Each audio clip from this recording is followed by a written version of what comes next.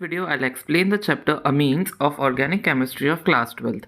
इसके बाद आपकी जो है ऑर्गेनिक केमिस्ट्री फिनिश हो जाएगी, क्योंकि बायोमोलिक्यूल्स जो है इस चैनल पे मैंने पहले ही अपलोड कर दिया है। एंड 12th क्लास की ऑर्गेनिक केमिस्ट्री इस चैप्टर के बाद आपकी फिनिश हो जाएगी। तो चलो इस चैप्टर को बिना किसी देरी से शुरू करते हैं। इस वीडियो में आपको मैं क्या समझाऊंगा, अच्छी तरह से आप अमीन्स चैप्टर को देखोगे, इसकी पूरी एक्सप्लेनेशन देखोगे। साथ ही साथ एनसीईआरटी में दो टाइप के क्वेश्चन होते हैं, पहला तो एग्जाम्पल, दूसरा आते हैं इन टेक्स्ट क्वेश्चन। दोनों ही आपको यहाँ देखने को मिलेंगे, तो आपको इस वन शॉट में पूरी तरीके से चैप्टर समझ में आ जाएगा। इंट्रोडक्शन देखो, ये अमीन्स वर्ड क्या होता है। अमीन्स अगर नहीं पता ना, तो पहले आपको जानना पड़ेगा अमोनिया क्या होता है। अमोनिया होता है NH3। नाइट्रोजन के पास कितने वैलेंस इलेक्ट्रॉन्स होते हैं? 5 वैलेंस इलेक्ट्रॉन होते हैं जिनसे वो बॉन्डिंग कर सकता है। तो नाइट्रोजन क्या करता है, हाइड्रोजन से 3 कोवेलेंट बॉन्ड्स बना लेता है और एक उसके पास लोन पेयर रह जाता है। तो इसी कंपाउंड को आप अमोनिया बोलते हो। अब अमोनिया के साथ में क्या करूंगा, उसके साथ मैंने उसकी एक हाइड्रोजन को रिमूव की और उसकी जगह एक एल्काइल ग्रुप या फिर अराइल ग्रुप लगा दिया। अब आपको एल्काइल और अराइल नहीं पता तो समझा देता हूँ। आर ग्रुप का मतलब है कि कितनी भी लंबी कार्बन चेन हो सकती है, वो 1 कार्बन की भी हो सकती है, 2 कार्बन की भी हो सकती है, 3 कार्बन की भी हो सकती है, एक्सेट्रा। और अराइल ग्रुप क्या कहलाता है? अराइल ग्रुप यानी कि कोई भी एरोमेटिक ग्रुप। ज़्यादातर हम क्लास 12th में जो है बेंजीन को आपका एरोमेटिक ग्रुप को कंसिडर करते हैं, मतलब बेंजीन हम कंसिडर करते हैं एज अ एरोमेटिक ग्रुप। अब मैंने आपके अमोनिया में से एक हाइड्रोजन को रिमूव किया, यानी NH2 बन गया यहाँ पे, और उसकी जगह पर एक अल्काइल ग्रुप लगा दिया। इससे ये 1 डिग्री अमीन बना। अगर 2 डिग्री अमीन मुझे बनाना है तो मैं क्या करूँगा, आप समझ गए होंगे। 2 हाइड्रोजन को हटाओ और उसकी जगह 2 एल्काइल ग्रुप से उसको रिप्लेस कर दो, इससे आपका 2 डिग्री अमीन बन जाता है। अगर मैंने अमोनिया में से उसकी तीनों ही हाइड्रोजन्स को हटाकर उनको तीनों ही R ग्रुप से रिप्लेस कर दिया, तो आपका 3 डिग्री अमीन बन जाता है। अमीन मैंने बोला ये सबसे ईजीएस्ट चैप्टर है पूरी ऑर्गेनिक केमिस्ट्री में, क्योंकि मतलब इसके बेसिक्स भी इतने आसान है कि बहुत ही आपको आराम से समझ में आ रहे होंगे। अब कुछ छोटी सी ज्ञान वाली बातें आपके एनसीईआरटी के फ्रंट पेज पर लिखी है। मैं ये क्यों लिख कर आया हूँ, क्योंकि मैं आपकी एनसीईआरटी की हर एक लाइन कवर कर रहा हूँ, क्योंकि नीट वाले स्टूडेंट्स को तो बहुत ज़रूरी होती है हर एक लाइन को कवर करना, क्योंकि यहाँ से MCQ क्वेश्चन आराम से बन सकते हैं। आप अगर चाहो तो अपनी एनसीईआरटी बुक को सामने रखो एंड वहाँ से नोट डाउन करो कि मैंने कौन सी चीज़ नहीं पढ़ाई है। ऐसा आपको एक भी पॉइंट नहीं मिलेगा जो मैंने नहीं पढ़ाया हो इस वीडियो में। अब एड्रेनलिन और एपहेड्रीन 2 हार्मोन्स होते हैं जिनके अंदर सेकेंडरी अमीनो ग्रुप पाया जाता है। अब अगर आपको अमीनो ग्रुप नहीं पता तो ये गलत बात है, मैंने आपको बायोमोलिक्यूल पहले ही पढ़ा रखा है। अमीनो ग्रुप कहलाते हैं कार्बन पे COOH बॉन्ड कंपाउंड से कनेक्टेड होता है वो, एंड आपका NH2 से भी कनेक्टेड होता है, एंड साथ में कोई R ग्रुप लगा होता है उसके। तो अब आप देख लो, अमीनो एसिड के अंदर आपके अमीन आते हैं, यानी कि सेकेंडरी अमीनो ग्रुप उसके अंदर होता है, एंड ये जो है ब्लड प्रेशर को इंक्रीज करते हैं। आपको पता है एड्रेनलिन जो होता है आपका ब्लड प्रेशर रिलीज करता है फाइट और फ्लाइट वाले कंडीशंस में। अब आता है नोवोकेन। नोवोकेन एक सिंथेटिक अमीनो कंपाउंड है जो आपके डेंटिस्ट्री में एनेस्थेटिक की तरह यूज करते हैं। एनेस्थेशिया आपने देखा ही होगा, जब सर्जरीज होती है तो बॉडी को एक तरीके से उस स्टेट में लाने की, ताकि आपको कुछ फील ना हो, तो आपको एनेस्थेशिया डाला जाता है। डेंटिस्ट्री में ज़्यादातर यूज किया जाता है। बेनेड्रिल एक ऐसा कंपाउंड है जो टर्शरी अमीनो ग्रुप से मिलकर बना है, और ये जो है एंटी हिस्टेनिमिक ड्रग की तरह काम करता है। एंटी हिस्टेनिमिक ड्रग का क्या मतलब होता है, जब भी किसी लोगों को एलर्जी होती है, आपने देखा होगा एलर्जी का जो कंडीशन होता है उसको कम करने के लिए काम आता है। लोगों को अलग अलग चीज़ों से एलर्जी हो सकती है, किसी को पीनट से एलर्जी होती है, किसी को पोलन ग्रेन से एलर्जी होती है। तो इन एलर्जी की रिएक्शंस को कम करने के लिए आप एंटी हिस्टेनिमिक ड्रग्स का यूज़ करते हो। अब आता है क्वाटरनरी अमोनियम सॉल्ट। ये क्या है, सर्फेक्टेंट्स बनाने के लिए यूज़ होते हैं। अब एक बार आप देख लो स्ट्रक्चर ऑफ अमीन। जैसे कि मैंने आपको ऊपर ही बताया, नाइट्रोजन के पास 5 वैलेंस इलेक्ट्रॉन होते हैं। इन 5 में से मैंने 3 यूज़ कर लिए, या तो हाइड्रोजन या फिर एल्काइल के साथ पेयरिंग करने के लिए। ओके, ये एल्काइल पेयरिंग करके 3 बना दिया, यानी कि 3 डिग्री अमीन की यहाँ बात हो रही है, क्योंकि मेरे एनसीईआरटी में 3 डिग्री अमीन की बात हुई है। दैट इज वाई मैंने यहाँ पे भी 3 डिग्री अमीन को ही कंसिडर करा है। अब ध्यान से देखो, इसके पास क्या है, 3 बॉन्ड पेयर्स हैं एंड 1 लोन पेयर है। तो 3 bond pair plus 1 lone pair, आपको पता है sp3 हाइब्रिडाइजेशन क्रिएट करते हैं। अब sp3 हाइब्रिडाइजेशन का मतलब होगा टेट्राहेड्रल जियोमेट्री, लेकिन जियोमेट्री और शेप में अंतर होता है। जियोमेट्री तो ऐसी उसकी टेट्राहेड्रल हो गई, लेकिन एक जो है टेट्राहेड्रल का एक लोब, वो तो अनशेयर्ड इलेक्ट्रॉन पेयर्स का है। मतलब एक्चुअल कंपाउंड तो आपका सिर्फ नीचे नीचे बन रहा है, यानी कि आपका नाइट्रोजन ऐसा होगा, देन एक R और एक और R, यानी कि एक तरीके से पिरामिड बन रहा होगा यहाँ पे। ऐसा पिरामिड, आपने पिरामिड देखे ना, ऐसे होते हैं जो, ओके, उनके नीचे भी एक ट्राइंगल ही होता है। यानी कि आपका जो नाइट्रोजन है वो ऊपर है, उनके नीचे 3 अलग अलग, या तो कार्बन के ग्रुप्स हो सकते हैं या फिर हाइड्रोजन के ग्रुप्स हो सकते हैं। आप समझ पा रहे हैं पिरामिड की शेप, और की यहाँ पर नाइट्रोजन ऊपर रहेगा एंड जो नीचे होंगे वो 3 लोब जो हैं वो CH3 के होते हैं। ऐसा पिरामिड होगा इस तरीके का। अब आपको अच्छे से कंसिडर होगा। ये देखो ऐसा पिरामिड देखा ना आपने, मैं पीछे वाला डंडा नहीं बना रहा हूँ, आप समझ जाओ ऐसा पिरामिड होता है। तो ये पिरामिड के टॉप पे एन बैठा है और उसके जस्ट तीन तीन जो है ना वहाँ पे कार्बन लगे होते हैं। देन इसका बॉन्ड एंगल की बात कर ली जाए, बॉन्ड एंगल जब टेट्राहेड्रल ज्योमेट्री होती है ना तो 109.28 मिनट्स देखने को मिलता है, लेकिन अब क्योंकि टेट्राहेड्रल ज्योमेट्री में एक अनशेड इलेक्ट्रॉन पेयर आ गया तो ये 109 से घट के 108 हो जाते हैं। क्यों? क्योंकि अनशेड इलेक्ट्रॉन पेयर रिपल्शन लगाता है।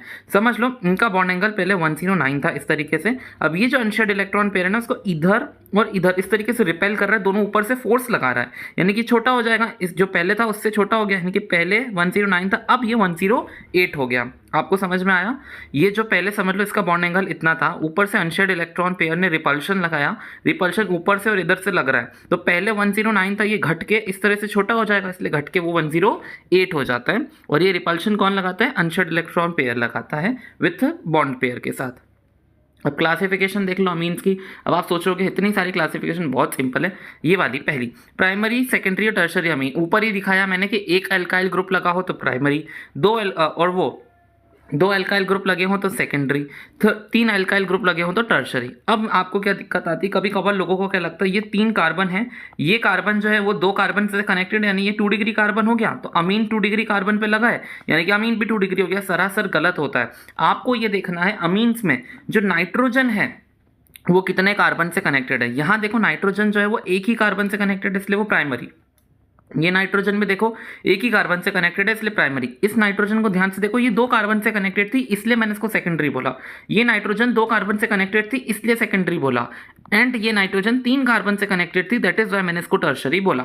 अब ये भी नहीं याद रहता तो सबसे अच्छी ट्रिक, नाइट्रोजन के साइड में हाइड्रोजन देख लो।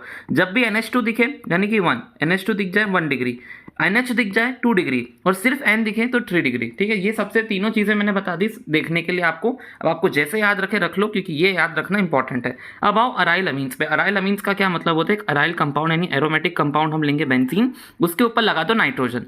अब ये नाइट्रोजन H2 से कनेक्टेड हो वो भी चलेगा मुझे, अगर H2 से कनेक्टेड ना भी हो, अगर वो कोई भी कार्बन से कनेक्टेड हो मुझे वो भी चलेगा। मेन मुझे इतना मुद्दा देखना है कि अराइल के ऊपर आपका नाइट्रोजन कनेक्टेड है ना, तो उसको आप अराइल अमीन बोलोगे। जैसे कि फॉर एग्जांपल ये अराइल के ऊपर नाइट्रोजन कनेक्टेड था, ये नाइट्रोजन 3 बॉन्ड्स बनाता है, मतलब एक उसमें इलेक्ट्रॉन शेयर्ड इलेक्ट्रॉन्स होते हैं। ये नाइट्रोजन ने एक बॉन्ड इधर से बना लिया तो दो बचे थे वो हाइड्रोजन से बना दिया। इस नाइट्रोजन के दो बॉन्ड थे बनाने थे उसको, तो एक कार्बन से और एक हाइड्रोजन से बना दिया। अराइल अमीन की क्या कंडीशन होती है? बेंजीन के ऊपर डायरेक्टली N लगा होना चाहिए। अब आते हैं हेट्रोसाइक्लिक अमीन्स। हेट्रोसाइक्लिक अमीन्स यानी कि देखो एक साइक्लिक कंपाउंड बनना चाह रहा था लेकिन उसके बीच में ये सभी तो कार्बन होंगे, ये कार्बन है, कार्बन कार्बन कार्बन कार्बन, लेकिन यहाँ पे एक नाइट्रोजन लग गया। इसको पाइप्रिडीन बोलते हैं, पिप्रिडीन बोल सकते हैं कुछ लोग इसको। फिर आप सेकंड वाले में देखो यही सेम टू सेम चेन है, लेकिन आप बेंजीन जैसा स्ट्रक्चर है, बेंजीन का एक कार्बन की जगह आपने एक नाइट्रोजन लगा दिया, इसको पायरिडीन बोलोगे। और ये वाले में देखो पेंटागन वाली रिंग है, इसको आप पायरोल बोलते हो। अब आ जाओ सिंपल और मिक्स्ड अमीन पे, अमीन्स पे। तो सिंपल और मिक्स्ड अमीन तो कुछ भी नहीं है। मैंने आपको क्या सिखाया था, ये पहली बात तो ये सिर्फ 2 डिग्री और 3 डिग्री में देखने को मिलेंगे, 1 डिग्री में क्यों नहीं दिखने को मिलेंगे। अब देखो ये एक अमीन है, मैंने आपको सिखाया था, अमोनिया ले लो, अमोनिया से मैंने आपको सिखाया था 2 हाइड्रोजन में यहाँ पे रिमूव कर रहा हूँ, उसकी जगह पे मैं 2 एल्काइल ग्रुप्स लगा रहा हूँ। अब 2 कंडीशन हो सकती है, या तो मैंने जो एल्काइल ग्रुप्स लगाए ये एल्काइल और एल्काइल ये सेम होंगे, या फिर ये जो 2 एल्काइल ग्रुप्स मैंने लगाए वो डिफरेंट होंगे। ये सेम वाले देखो मैंने दोनों में कार्बन कार्बन की चेन लगाई, और यहाँ देखो एक में मैंने एक सिंगल कार्बन की लगाई, एक में मैंने 2 डिफरेंट कार्बन की लगाई। तो जिसमें दोनों अल्काइल ग्रुप सेम है वो सिंपल अमीन्स कहलाएंगे, जिसमें 2 अल्काइल ग्रुप्स डिफरेंट लगाए मैंने वो मिक्स्ड अमीन्स कहलाएंगे। ये मैंने 2 डिग्री का एग्जाम्पल लिया। अगर 3 डिग्री का एग्जाम्पल लेना है तो देखो ये नाइट्रोजन है, इसके ऊपर मैंने तीनों अल्काइल ग्रुप्स सेम लगा दिए, तो ये अपना सिंपल अमीन हो गया, सिंपल 3 डिग्री अमीन। लेकिन अगर मैंने नाइट्रोजन पे एक कार्बन लगाया, एक पे 2 कार्बन लगा दिए, एक पे तो एरोमेटिक रिंग ही लगा दी, ओके, तो ये आपको देखने को मिलेगा, ये हो गया आपका मिक्स्ड अमीन। आगे समझ सिंपल एंड मिक्स्ड का। अब हम पढ़ेंगे नॉमेनक्लेचर की तरफ। नॉमेनक्लेचर अमीन्स का बहुत ईजी है, क्योंकि अमीन्स जो होते हैं आपके एक फंक्शनल ग्रुप्स होते हैं। एंड नॉर्मल नॉमेनक्लेचर का फॉर्मूला कुछ इस तरह से होता है, 2 डिग्री प्रीफिक्स में आप सब्स्टिट्यूएंट्स को लगाते हो, 1 डिग्री प्रीफिक्स में आप साइक्लो लगाते हो अगर आपका कंपाउंड साइक्लिक है तो। वर्ड रूट्स में आप मैथ और एथ लिख सकते हो, prop, but et cetera. 1 degree suffix में आप एल्केन, एल्कीन या एल्काइन को मेंशन करोगे अगर आपका जो बॉन्ड के टाइप्स को। 2 डिग्री सफिक्स में आप फंक्शनल ग्रुप को एक्सप्लेन करते हो। कॉमन नेम जो होता है वो होता है एल्काइल अमीन, और IUPAC नेम अमीन्स का होता है एल्केन अमीन। ये एल्काइल और एल्केन क्या है? ये आपकी मेन कार्बन चेन है। फॉर एग्जाम्पल देखो आपका पहला अमीन इस तरीके का है, इसमें आपकी जो पेरेंट चेन है वो 2 कार्बन्स की है, दैट इज वाई आपका जो एल्काइल और एल्केन है आप उसमें एथ वर्ड का यूज़ करोगे, इसलिए वो इथाइल अमीन और इथेन अमीन बन जाएगा। क्योंकि यहाँ पे कोई सब्स्टिट्यूएंट नहीं लगा था, आप सब्स्टिट्यूएंट को हटाओ, साइक्लो भी नहीं था, साइक्लो भी हटाओ, डायरेक्टली आप वर्ड रूट से शुरू करोगे जो था एथ, सारे के सारे बॉन्ड सिंगल जिससे आप लगाया एन, फंक्शनल ग्रुप आपका अमीन्स का था, दैट इज आपका इथेन अमीन बन गया। अब इथेन का जो एन का ई होगा ना वो आपको हटाना पड़ेगा, क्योंकि अमीन जो है उसमें ए आता है वो भी वोवल है। अब ई भी वोवल है, ए भी वोवल है, इसलिए आपको ई हटाना पड़ेगा, क्योंकि दो वोवल नॉमेनक्लेचर में साथ में नहीं आ सकते। ये वाला केस देखो, 3 कार्बन अटैच्ड है NH2 पे, वापस से आप अपना रूल लगाओ, क्या है सब्स्टिट्यूएंट नहीं है यहाँ पर, कोई भी साइक्लिक ग्रुप भी नहीं है, आप लगाओगे डायरेक्ट यहाँ पे। मेन चेन में कितने कार्बन है 3, तो आप लगा दो प्रॉप। सब कैसे टाइप के बॉन्ड्स है, सारे के सारे सिंगल बॉन्ड्स है, आप लगा दो सिंगल बॉन्ड के लिए एन। और 2 डिग्री सफिक्स में आप क्या लगाओगे, क्योंकि ये फंक्शनल ग्रुप इसमें कौन सा है अमीन, इसलिए आप लगा दो प्रोपेन अमीन। अब 1 नंबर पे लगा था, क्योंकि आपका अमीन ऐसे पेरेंट चेन की नंबरिंग आप ऐसे करोगे, 1 पे अमीन लगा था, आप चाहो तो 1 लिखो या फिर आप हटा भी सकते हो, इसलिए आपका नाम प्रोपेन अमीन बन गया। और कॉमन नेम में मैंने एन प्रोपाइल क्यों लगाया, आप जानते हो, इतना तो मैंने आपको सिखाया है। ये एन होता है नॉर्मल प्रोपाइल, यानी कि तीनों के तीनों कार्बन स्ट्रेट चेन में लगे हैं। अगला देखो, इस तरीके का स्ट्रक्चर है, इस स्ट्रक्चर में आपको देखने को मिल रहा है 3 कार्बन कुछ इस तरीके से लगे हैं, उसके ऊपर NH2 लगा है। अब आप जिसको मैंने बताया, जब भी 3 कार्बन इस तरीके से लगे हो, वी शेप बन रहा हो या फिर तीर जैसा शेप बन रहा हो, इस तीर को आप बोलते हो आइसो, और उसके आगे आप लगाते हो ये जितने भी कार्बन वहां पर मौजूद है। कितने कार्बन मौजूद है यहाँ पे, 3 कार्बन मौजूद है, इसलिए आप लगाओगे इस पे आइसो प्रोपाइल। फंक्शनल ग्रुप कौन सा है अमीन का, इसलिए आपने लगा दिया यहाँ पे अमीन। ये तो कॉमन नेम था। और IUPAC नेम कैसे करोगे, सिंपल है, आप नंबरिंग डालो 1, 2 and 3। पेरेंट चेन कौन सी है, पेरेंट चेन आपकी 3 कार्बन की, इसलिए आपने लगा दिया प्रोपेन, सिंगल बॉन्ड के लिए एन। और जो आपका जो अमीन है वो सेकंड नंबर के कार्बन पर आया है, इसलिए आपने 2 अमीन लिखा। अब आते हैं, ये सभी के सभी केसेस आपने देखा NH2 लगा हुआ, यानी कि 1 डिग्री अमीन के थे। 2 डिग्री और 3 डिग्री अमीन का नेमिंग आप कैसे करोगे, उसमें आपको दिक्कत आती है। क्यों, क्योंकि देखो आपका 1 डिग्री अमीन जो होता है उसमें तो NH2 और एक सिंगल एल्केन ग्रुप होता है R, लेकिन आपका 2 डिग्री अमीन जो होता है उसमें 2 एल्काइल चेन्स होती हैं। ओके, 2 एल्काइल ग्रुप चेन्स होती है, और जो टर्शरी अमीन होता है उसमें तो ये R डैश ले लो एक को, मैं R डबल डैश ले लेता हूँ, 3 different type of carbon chain होती है। क्वेश्चन अराइज होता है मैं पेरेंट चेन किसको लूँ। 1 डिग्री अमीन में तो सिंपल सी बात है, जो R ग्रुप है आप उसको पेरेंट चेन ले लोगे। 2 डिग्री में मैं इन दोनों में से किसको पेरेंट चेन लूँ, 3 डिग्री में इन तीनों में से मैं किसको पेरेंट चेन लूँ, सीधा सा जवाब है जिसमें ज्यादा कार्बन हो। फॉर एग्जाम्पल ये वाला देखो क्वेश्चन, उसमें आपको जो आपका नाइट्रोजन है उसके पास आपको ये वाला ऑप्शन है इसको पेरेंट चेन चूज करने का, एंड सेकंड ऑप्शन है इसको पेरेंट चेन चूज करने का। तो पेरेंट चेन जो है आपको ज्यादा कार्बन वाली करनी, इसलिए आपने इसको पेरेंट चेन चूज करा। अब नेमिंग कैसे करोगे, आप पहले लिखोगे, अब ये वाली क्योंकि सब्स्टिट्यूएंट बन गई एक तरीके से, और सब्स्टिट्यूएंट किस पे लगा है, नाइट्रोजन पे लगा है, इसलिए आप लिखोगे N, और सब्स्टिट्यूएंट कौन सा है, मिथाइल, तो आपने लिख दिया N मिथाइल। बाकी जो इसका नाम लिखते हैं ना जैसे सेम, अगर आपने मिथाइल हटा दिया तो कैसे लिखोगे, इसका इथेन अमीन लिखोगे ना, वैसे एज इट इज आप इथेन अमीन कर दो। कॉमन नेम में आप क्या करोगे, जो भी इसके साइड साइड में चेंज है ना उनके नाम लिख दो, जैसे इथाइल हो गया, ये मिथाइल हो गया, और उसके आगे लगा दो अमीन, इथाइल मिथाइल अमीन, सिंपल। कॉमन नेम तो बहुत आसान था, ये वाला भी मैंने आपको समझाया।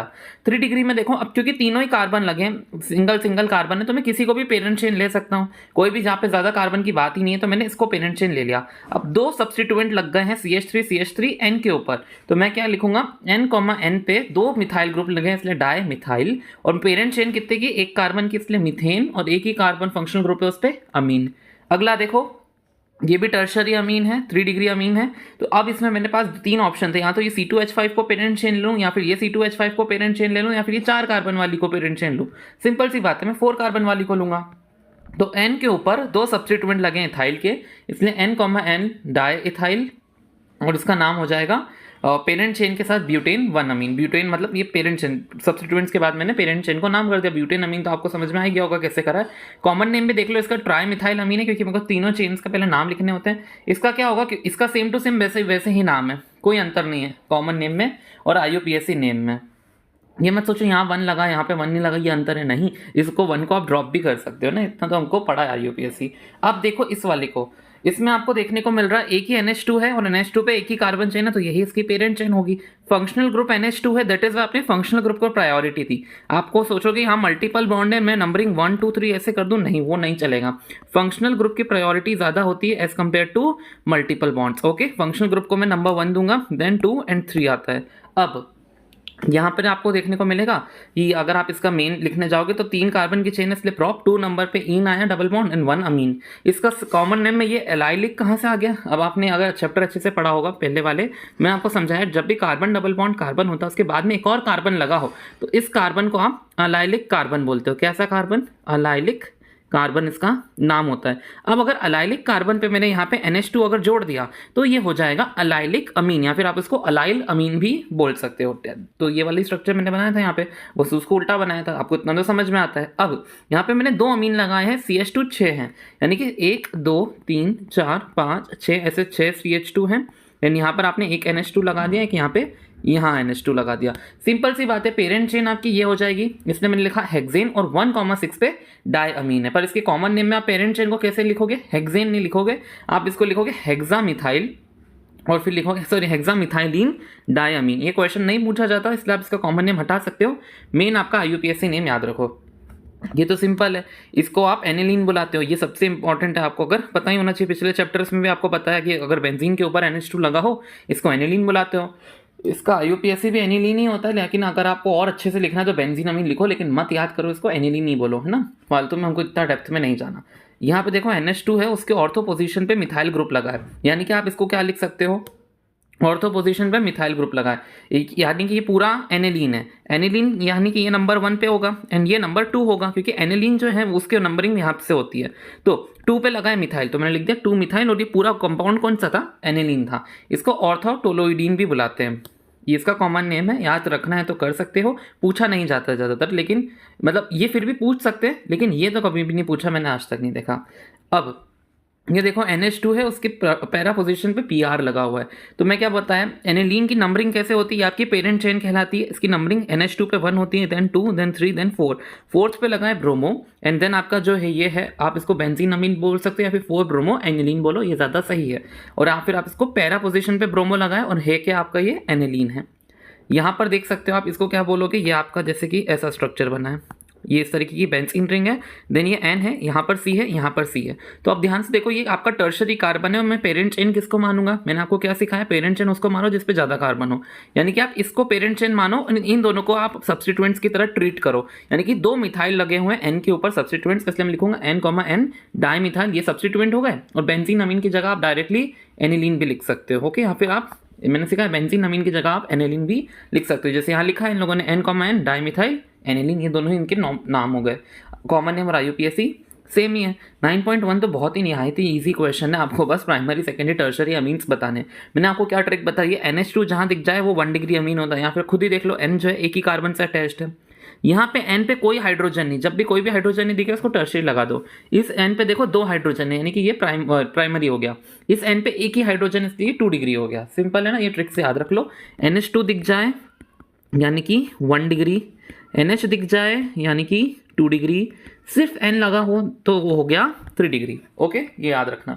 अगला क्वेश्चन देखो, C4H11N के आपको आइसोमर्स बनाने थे, तो मैंने बना दिए। पहले मैंने स्ट्रेट चेन बनाई, स्ट्रेट चेन पे पहले नंबर पे NH2 लगा दिया, फिर सेकंड स्ट्रेट चेन पे यहाँ पे लगा दिया। इधर और इधर लगाता तो वापस से वही कंपोनेंट बन जाता, तो मैंने 4 कार्बन वाली चेन को डन कर दिया। अब मैंने बनाई 3 कार्बन की चेन और उस पर एक को मैंने पैरेलल लगा दिया, यानी कि ब्रांचिंग कर दी उसकी एक तरीके से।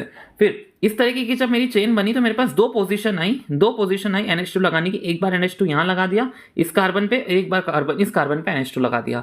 देन अब मैंने क्या करा, N को बीच बीच में लगाना शुरू करा। स्ट्रेट चेन के अंदर मैं NH को कितनी बार लगा सकता हूँ? एक बार NH यहाँ पे लग सकता है, एक बार NH यहाँ पे लग सकता है, तो मैंने दोनों बार लगा दिया। अब इस वाली में कहाँ कहाँ NH लग सकता है? एक बार यहाँ पे लग सकता है और एक बार मैं क्या कर सकता हूँ इसको इस तरह से लिख सकता हूँ C, और एक बार कार्बन इन तरह से लिख सकता हूँ, ओके। तो दैट इज वाई मैंने ये वाला भी बना दिया। आ गया आपको समझ में? ये सारी तरीके से आइसोमर बनते हैं। आइसोमर बनाना तो आपको आता होगा। अब आते हैं मेन इसकी दिक्कत नेमिंग पे। नेमिंग में भी क्या है, पेरेंट चेन ये है ब्यूटेन की, 1 नंबर पे अमीन लिखा है, ब्यूटेन अमीन। पेरेंट चेन ब्यूटेन की है लेकिन 2 पे अमीन लगा, ब्यूटेन 2 अमीन। ये दोनों तो प्राइमरी थे, ये प्राइमरी अमीन था, ये भी प्राइमरी अमीन है, और ये भी प्राइमरी अमीन है, ये भी प्राइमरी अमीन है, ये 2 डिग्री अमीन है, ये 2 डिग्री अमीन है, ये भी 2 डिग्री अमीन है, और लास्ट वाला 3 डिग्री अमीन है। अब प्राइमरी अमीन में आपको यहाँ पे पेरेंट चेन चूज करनी है। पेरेंट चेन कोई से भी चूज कर लो, जैसे कि फॉर एग्जांपल मैंने ये चूज कर ली। यहाँ पे 1 ये जहाँ पे अमीन लगा होता है वहाँ पे वो नंबर 1 दूंगा, मैं इसको नंबर 2 दूंगा। तो 1 पे 2 मिथाइल ग्रुप्स लगे यानी 1,1 डाई मिथाइल, और क्या है ये पेरेंट चेन में इथेन बन गई और इथेन अमीन हो गया। देन यहाँ पर देखो पेरेंट चेन क्या लूंगा, ऑब्वियस सी बात है ऐसी लूंगा मैं 1,2 और ये 3 इस तरीके से 2 पे लगाए मिथाइल 2 मिथाइल, और कितने कार्बन की पेरेंट चेन थी 3 कार्बन की, इसलिए प्रोपेन और 1 नंबर पे अमीन लगा हुआ था।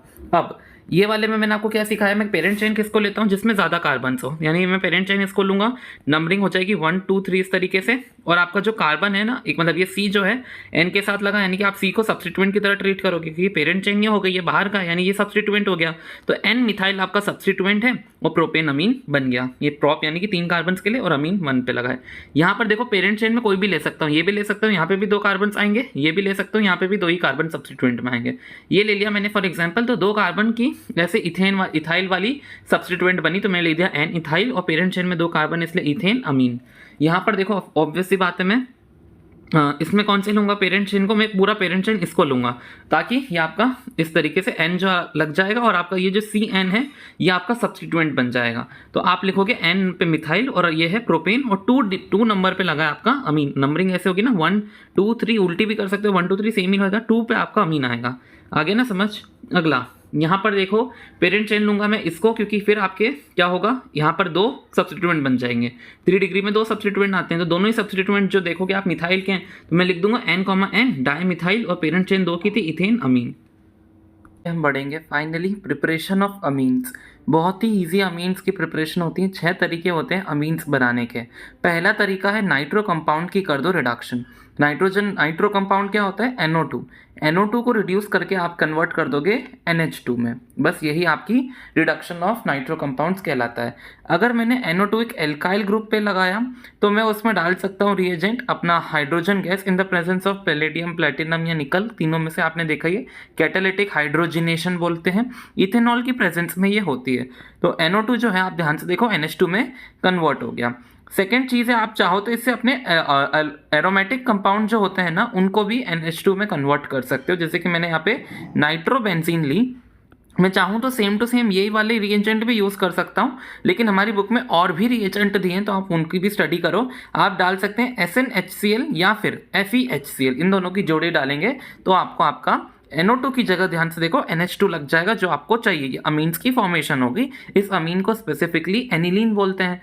देन अगर आपसे क्वेश्चन में पूछ लिया जाए, ये क्वेश्चन पूछा जाता है SnHCl और FeHCl दोनों ही डाल के आप नाइट्रोबेंजीन से एनिलीन बना सकते हो, लेकिन प्रिफर कौन सा किया जाता है, तो इसका जवाब है Fe+HCl प्रेफर किया जाता है। क्यों? क्योंकि जब ये रिएक्शन करते हैं तो ये FeCl2 बना लेते हैं। इनमें आप जैसे ही वाटर डालोगे ना तो ध्यान से देखो ये FeOH होल ट्वाइस और HCl में टूट जाएगा, आपको और HCl मिल जाएगा जो आपको चाहिए ना, आपको एक्स्ट्रा HCl मिल जाएगा और HCl डालने की ज़रूरत नहीं पड़ेगी, इसलिए ये ज़्यादा प्रेफर किया जाता है। अगला है ammonolysis of alkyl halides. Alkyl halides का क्या मतलब है, एल्काइल और हलाइड मतलब RX। RX में आप करोगे उनकी अमोनोलिसिस, अमोनोलिसिस यानी कि उसकी रिएक्शन करा दोगे आप अमोनिया के साथ। तो NH3 में मैंने डाला RX। आपको पता है ये X जो है ज़्यादा इलेक्ट्रोनेगेटिव एलिमेंट होता है, ये थोड़ी इलेक्ट्रॉन डेंसिटी लेके पार्शियल नेगेटिव चार्ज ऑब्टेन कर लेता है, R पे पार्शियल पॉजिटिव चार्ज आ जाता है। अब नाइट्रोजन के पास आपको पता है ये एक लोन पेयर होता है, एक लोन पेयर नेगेटिव चार्ज का डिनोट किया जाता है, मतलब एक नेगेटिव चार्ज की प्रॉपर्टीज अपने अंदर रखता है क्योंकि इलेक्ट्रॉन्स है वो एक तरीके से। तो इलेक्ट्रॉन्स क्या देखते हैं, ये पॉजिटिव चार्ज देखते हैं। मैंने आपको मैकेनिज्म सिखाए हैं, हमेशा नेगेटिव चार्ज को ले जाओ पॉजिटिव चार्ज की तरफ, इन दोनों कंबाइन होंगे, जो नेगेटिव चार्ज पॉजिटिव की मदद करता है फिर उसके खुद के ऊपर पॉजिटिव चार्ज आ जाता है।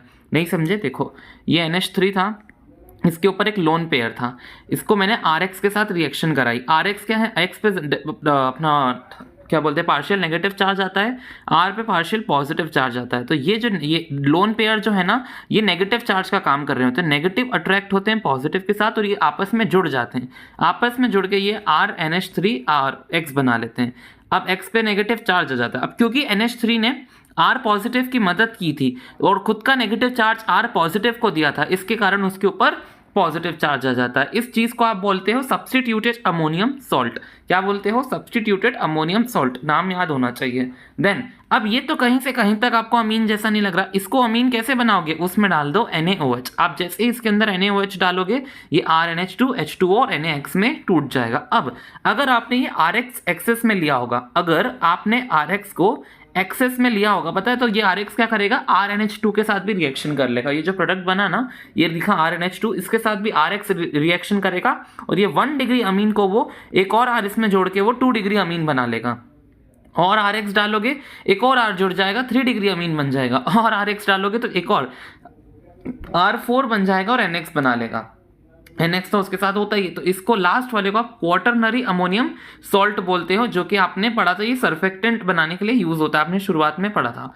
ओके, अब आपको समझ में आई।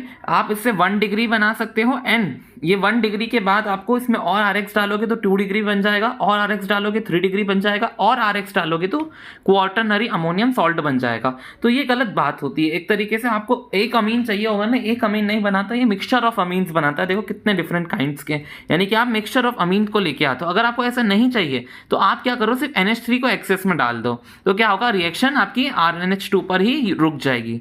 NH3 को अगर आप एक्सेस में डाल दोगे। और इसकी रिएक्टिविटी ऑर्डर क्या है, RX का रिएक्टिविटी ऑर्डर आपको पता है, RF सबसे कम होता है, then RCl, fluorine, chlorine, bromine और आयोडीन। ये रिएक्शन का ऑर्डर मैंने किसके बेसिस पे बताया, आपके बॉन्ड लेंथ के ऑर्डर पे। जितनी ज़्यादा बॉन्ड लेंथ होगी वो फटाफट से टूटेगा और फटाफट आपकी रिएक्शन को करेगा। तो ये मैंने रिएक्टिविटी ऑर्डर में भी लिखा है। अब देख लो reduction of nitrile. Reduction of nitrile का क्या मतलब है, नाइट्राइल आपके कुछ इस प्रकार दिखते हैं, आप इनकी रिडक्शन करा दो, यानी कि ये डबल बॉन्ड्स को हटाओ और दोनों तरफ H दे दो। यहाँ पर भी H दे दोगे, यहाँ पे भी H दे दोगे, तो N जो है, अगर आपने इसके 2 बॉन्ड तोड़े यानी कि ये 2 H लेगा, और कार्बन के भी 2 बॉन्ड टूटे तो इनको भी H2 मिलेगी। मैं कार्बन के H डिनोट नहीं करता हूँ क्योंकि आपको इजीली रिएक्शंस को देख पाओ। तो मतलब आपको इसकी ट्रिक क्या याद रखनी है, RCN आपको मिलेगा ना, तो ये N को आप कन्वर्ट कर दो RNH2 में, मतलब RCNH2 में। आ गया समझ में। अब जब भी आपको हाइड्रेशन करानी होती है या फिर इसकी रिडक्शन करानी होती है, तो मैंने आपको सिखाया H2 ले लो निकल, पैलेडियम या प्लेटिनम के प्रेजेंस में, या फिर आप ले सकते हो सोडियम मर्क्यूरी का amalgam in the presence of ethanol. इसको आप मेंडियस रिएक्शन भी बोलते हो। NCERT में नहीं लिखा, लेकिन आपको पता होना चाहिए। अगला है reduction of amide. Reduction of amide भी बहुत आसान है। जैसे ही आपको ये अमाइड ग्रुप दिखा, अमाइड ग्रुप क्या होता है, कार्बोनिल ग्रुप होता है, उसके एक तरफ अल्काइल चेन होती है और एक तरफ NH2 लगा होता है।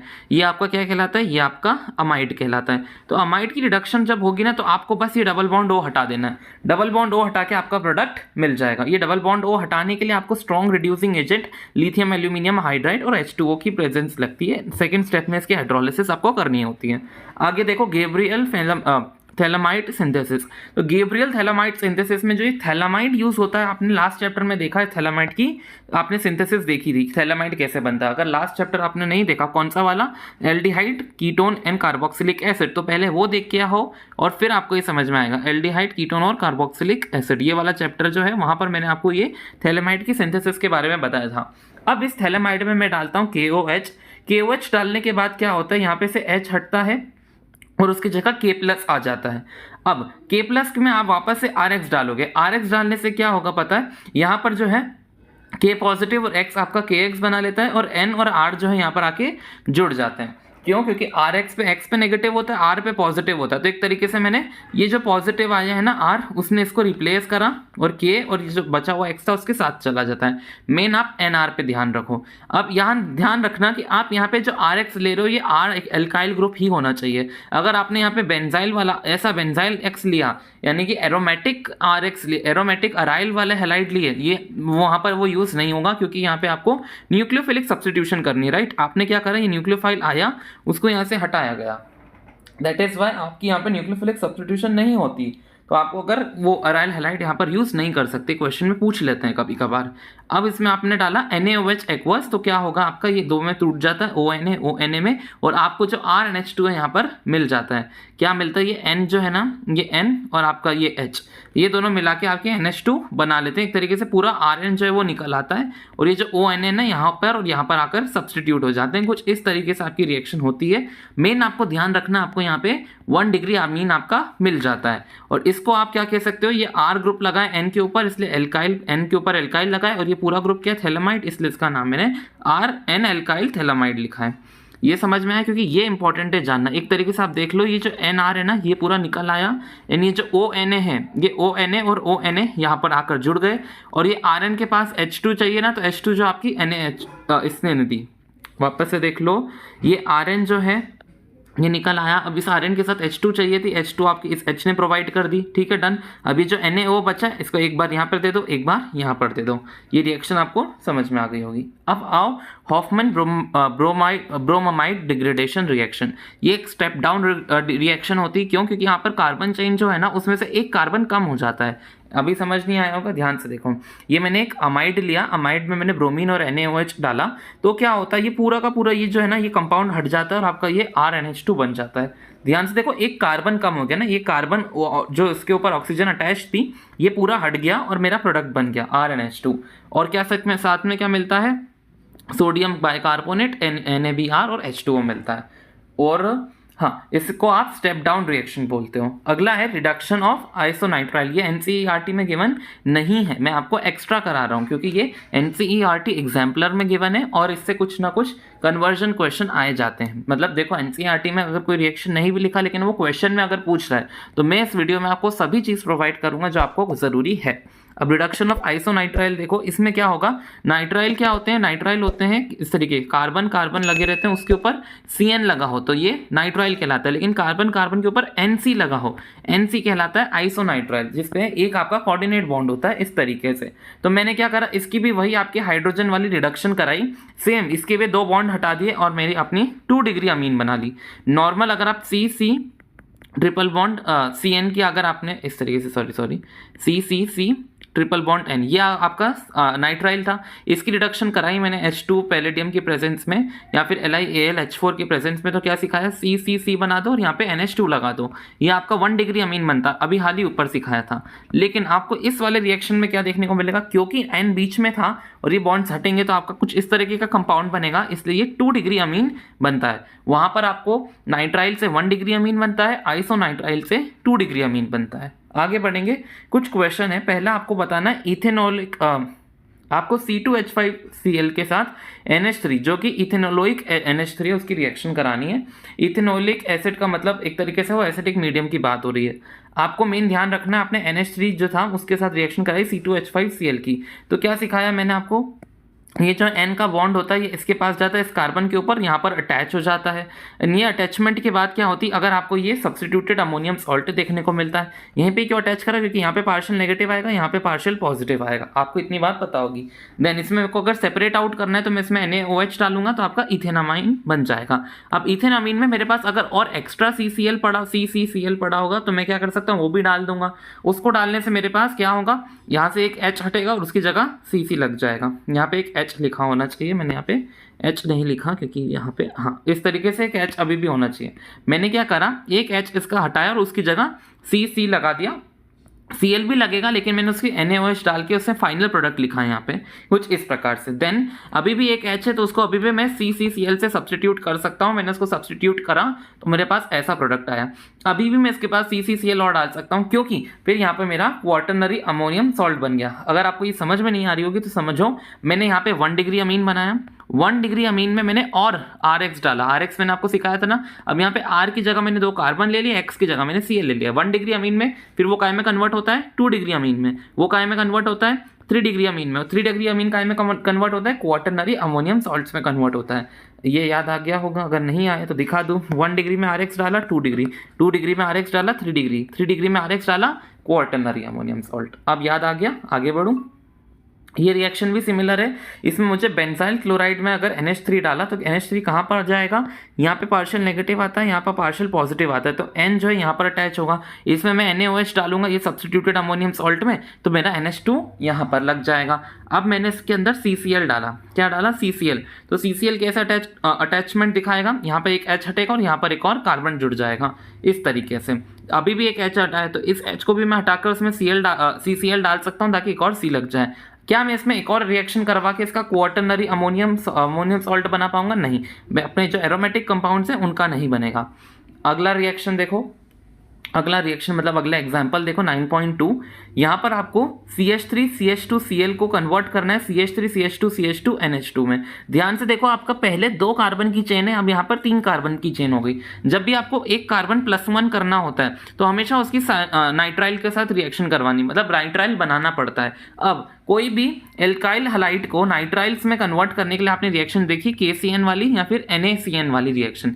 अगर आप कोई भी हेलो एल्केन में NaCN या फिर KCN डालते हो इथेनॉल की प्रेजेंस में, तो वो नाइट्राइल बना लेता है। एक तरीके से पूरा CN जो है यहाँ पर आके जुड़ जाता है और Cl को सब्सटीट्यूट कर देता है। यहाँ पे मैंने CN को जोड़ दिया। अब ये वाली रिएक्शन तो ऊपर ही कराई, इसमें क्या करो, हाइड्रोजनेशन कर दो। हाइड्रोजनेशन करने से ये डबल बॉन्ड हटेंगे और आपका NH2 मिल जाएगा। ध्यान से देखो, आपको क्लोरोइथेन से प्रोपेन अमीन बनाना तो आपने बना लिया प्रोपेन नाइट्राइल की मदद से। मतलब पहले इसमें कन्वर्ट किया, देन इसमें कन्वर्ट हुआ। अगला देखो, आपको बेंजाइल क्लोराइड दिया। बेंजाइल क्लोराइड कुछ इस तरीके से दिखता है। ये बेंजीन रिंग होती है, उस पर एक कार्बन लगा है, उसके ऊपर एक क्लोरीन लगा है। इसके अंदर मैं डालूंगा NaCN। NaCN काय के प्रेजेंस में, इथेनॉल की प्रेजेंस में, तो मेरा बेंजीन बन जाएगा। यहाँ पे C और यहाँ पर फिर C ट्रिपल बॉन्ड N लग जाएगा। अब इसमें मैं डालूंगा हाइड्रोजनेशन कराऊंगा इसकी H2 या फिर निकल कैटलिस्ट की प्रेजेंस में, तो मेरा यहाँ पे C लगा, C एज इट इज था। ये डबल बॉन्ड हट जाएंगे, मतलब ट्रिपल में से डबल हटा दो तो वहाँ पे NH2 लग गया। यही आपकी बनेगी। यहाँ पर मैंने प्रोडक्ट क्यों नहीं लिखा है, आई डोंट नो, पता नहीं आज तक वो डिलीट हो गया। यहाँ पे प्रोडक्ट तो लिखना ही भूल गया। C6H5CCNH2 बनेगा। ये आपका प्रोडक्ट है। आगे देखो, आगे आपको बनाना है एक ऐसा अमाइड जो हॉफमैन ब्रोमामाइड रिएक्शन करके आपको प्रोपेन अमीन देता हो। एक ऐसा आपको प्रोपेन अमीन चाहिए। आपको एक अपना ऐसा एक अमाइड चूज करना पड़ेगा जो आपको ये रिएक्शन दे। तो मैंने आपको क्या सिखाया, हॉफमैन ब्रोमामाइड रिएक्शन में जो भी प्रोडक्ट बनता है उसमें जो रिएक्टेंट होता है उसका एक कार्बन ज़्यादा होता है, वो रिएक्टेंट का एक कार्बन कम हो जाता है। यानी कि मुझे जो अमाइड चूज करना पड़ेगा उसमें एक कार्बन ज़्यादा डालना पड़ेगा, क्योंकि ये पूरा हटेगा और ये बनेगा। मतलब मुझे अगर 3 कार्बन चाहिए तो मुझे रिएक्टेंट ऐसा लेना पड़ेगा जिसमें 4 कार्बन हो, क्योंकि मैंने इस रिएक्शन की आपको कैरेक्टरिस्टिक बताई है। ये रिएक्शन एक कार्बन कम कर देती है। दैट इज वाई मैंने दिमाग से 4 कार्बन वाली चीज़ ली, ताकि उसकी मैं हॉफमैन ब्रोमामाइड डिग्रेडेशन कराऊंगा तो उसमें डिग्रेड हो गया एक कार्बन और मेरा प्रोडक्ट CCCNH2 बन जाता है। तो ये इस अमाइड को आप क्या बोलोगे, 4 कार्बन वाला इसको बोलोगे ब्यूटेनमाइड। अब आपको बेंजामाइड की हॉफमैन डिग्रेडेशन करनी है। बेंजामाइड क्या होता है, बेंजीन रिंग बनाई, उसके ऊपर एक कार्बन लगाया, इसको C डबल बॉन्ड हो NH2, ये आपका बेंजामाइड बन गया।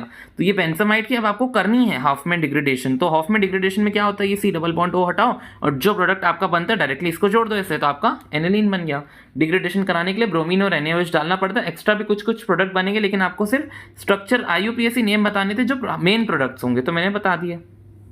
अब आपको कुछ कन्वर्जन के क्वेश्चन है, मैं आपको सभी चीज़ कराने वाला हूँ। तो कन्वर्जन देख लो, आपको बेंजीन को कन्वर्ट करना था एनिलीन में, तो आप पहले बेंजीन को NO2 में कन्वर्ट करोगे, क्योंकि आप NO2 को एनिलीन में कन्वर्ट करना जानते हो। तो अगर यहाँ पे NO2 लगाना है तो आप कॉन्सेंट्रेटेड H2SO4 और कॉन्सेंट्रेटेड HNO3 करके इलेक्ट्रोफिलिक सब्स्टिट्यूशन रिएक्शन करो कि नाइट्रोबेंजीन बनाओ। उसमें या तो आपकी मर्जी HCl डालो, FeHCl डालो, आपका एनिलीन बन जाएगा। नेक्स्ट आपको बेंजीन को NN डाइमिथाइल एनिलीन में कन्वर्ट करना है। तो देखो, एनिलीन में पहले कन्वर्ट कर लो, यही जो ऊपर आपने कन्वर्जन किया। अब उसमें क्या करना है, जो एनिलीन के H2 है ना, इनको हटा के 2 कार्बन लगाने। तो ऊपर ही मैंने आपको सिखाया, ये सभी रिएक्शंस में मैंने आपको क्या सिखाया, अगर ये जो N के H2 हटाने हो तो उसमें क्या डलता है, CCl। अभी भी एक H बटा था तो उसको मैं हटाने के लिए क्या डाला, CCl। अगर मेरे को दोनों ही H2 हटा के यहाँ पे C और C लगाना है तो मैं 2 CCl डाल दूंगा।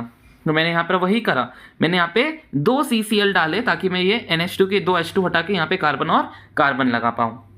आगे देखो, आगे आपको ये दे रखा था क्लोरीन और C और क्लोरीन, और आपको बनाना है यहाँ पे 6 कार्बन आने चाहिए और NH2। ध्यान से देखो, 4 कार्बन से आपको 6 कार्बन में जंप करनी है।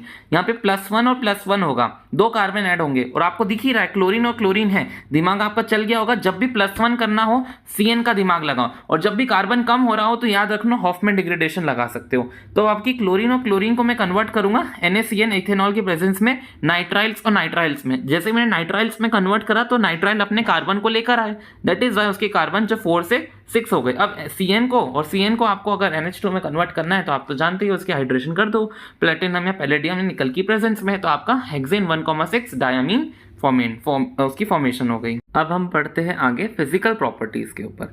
फिजिकल प्रॉपर्टी में आपको, जैसे कि आपने पिछले चैप्टर देखे ही हैं, आपको 3 चीज़ें डिस्कस करनी होती है, स्टेट, सॉल्युबिलिटी और बॉइलिंग पॉइंट।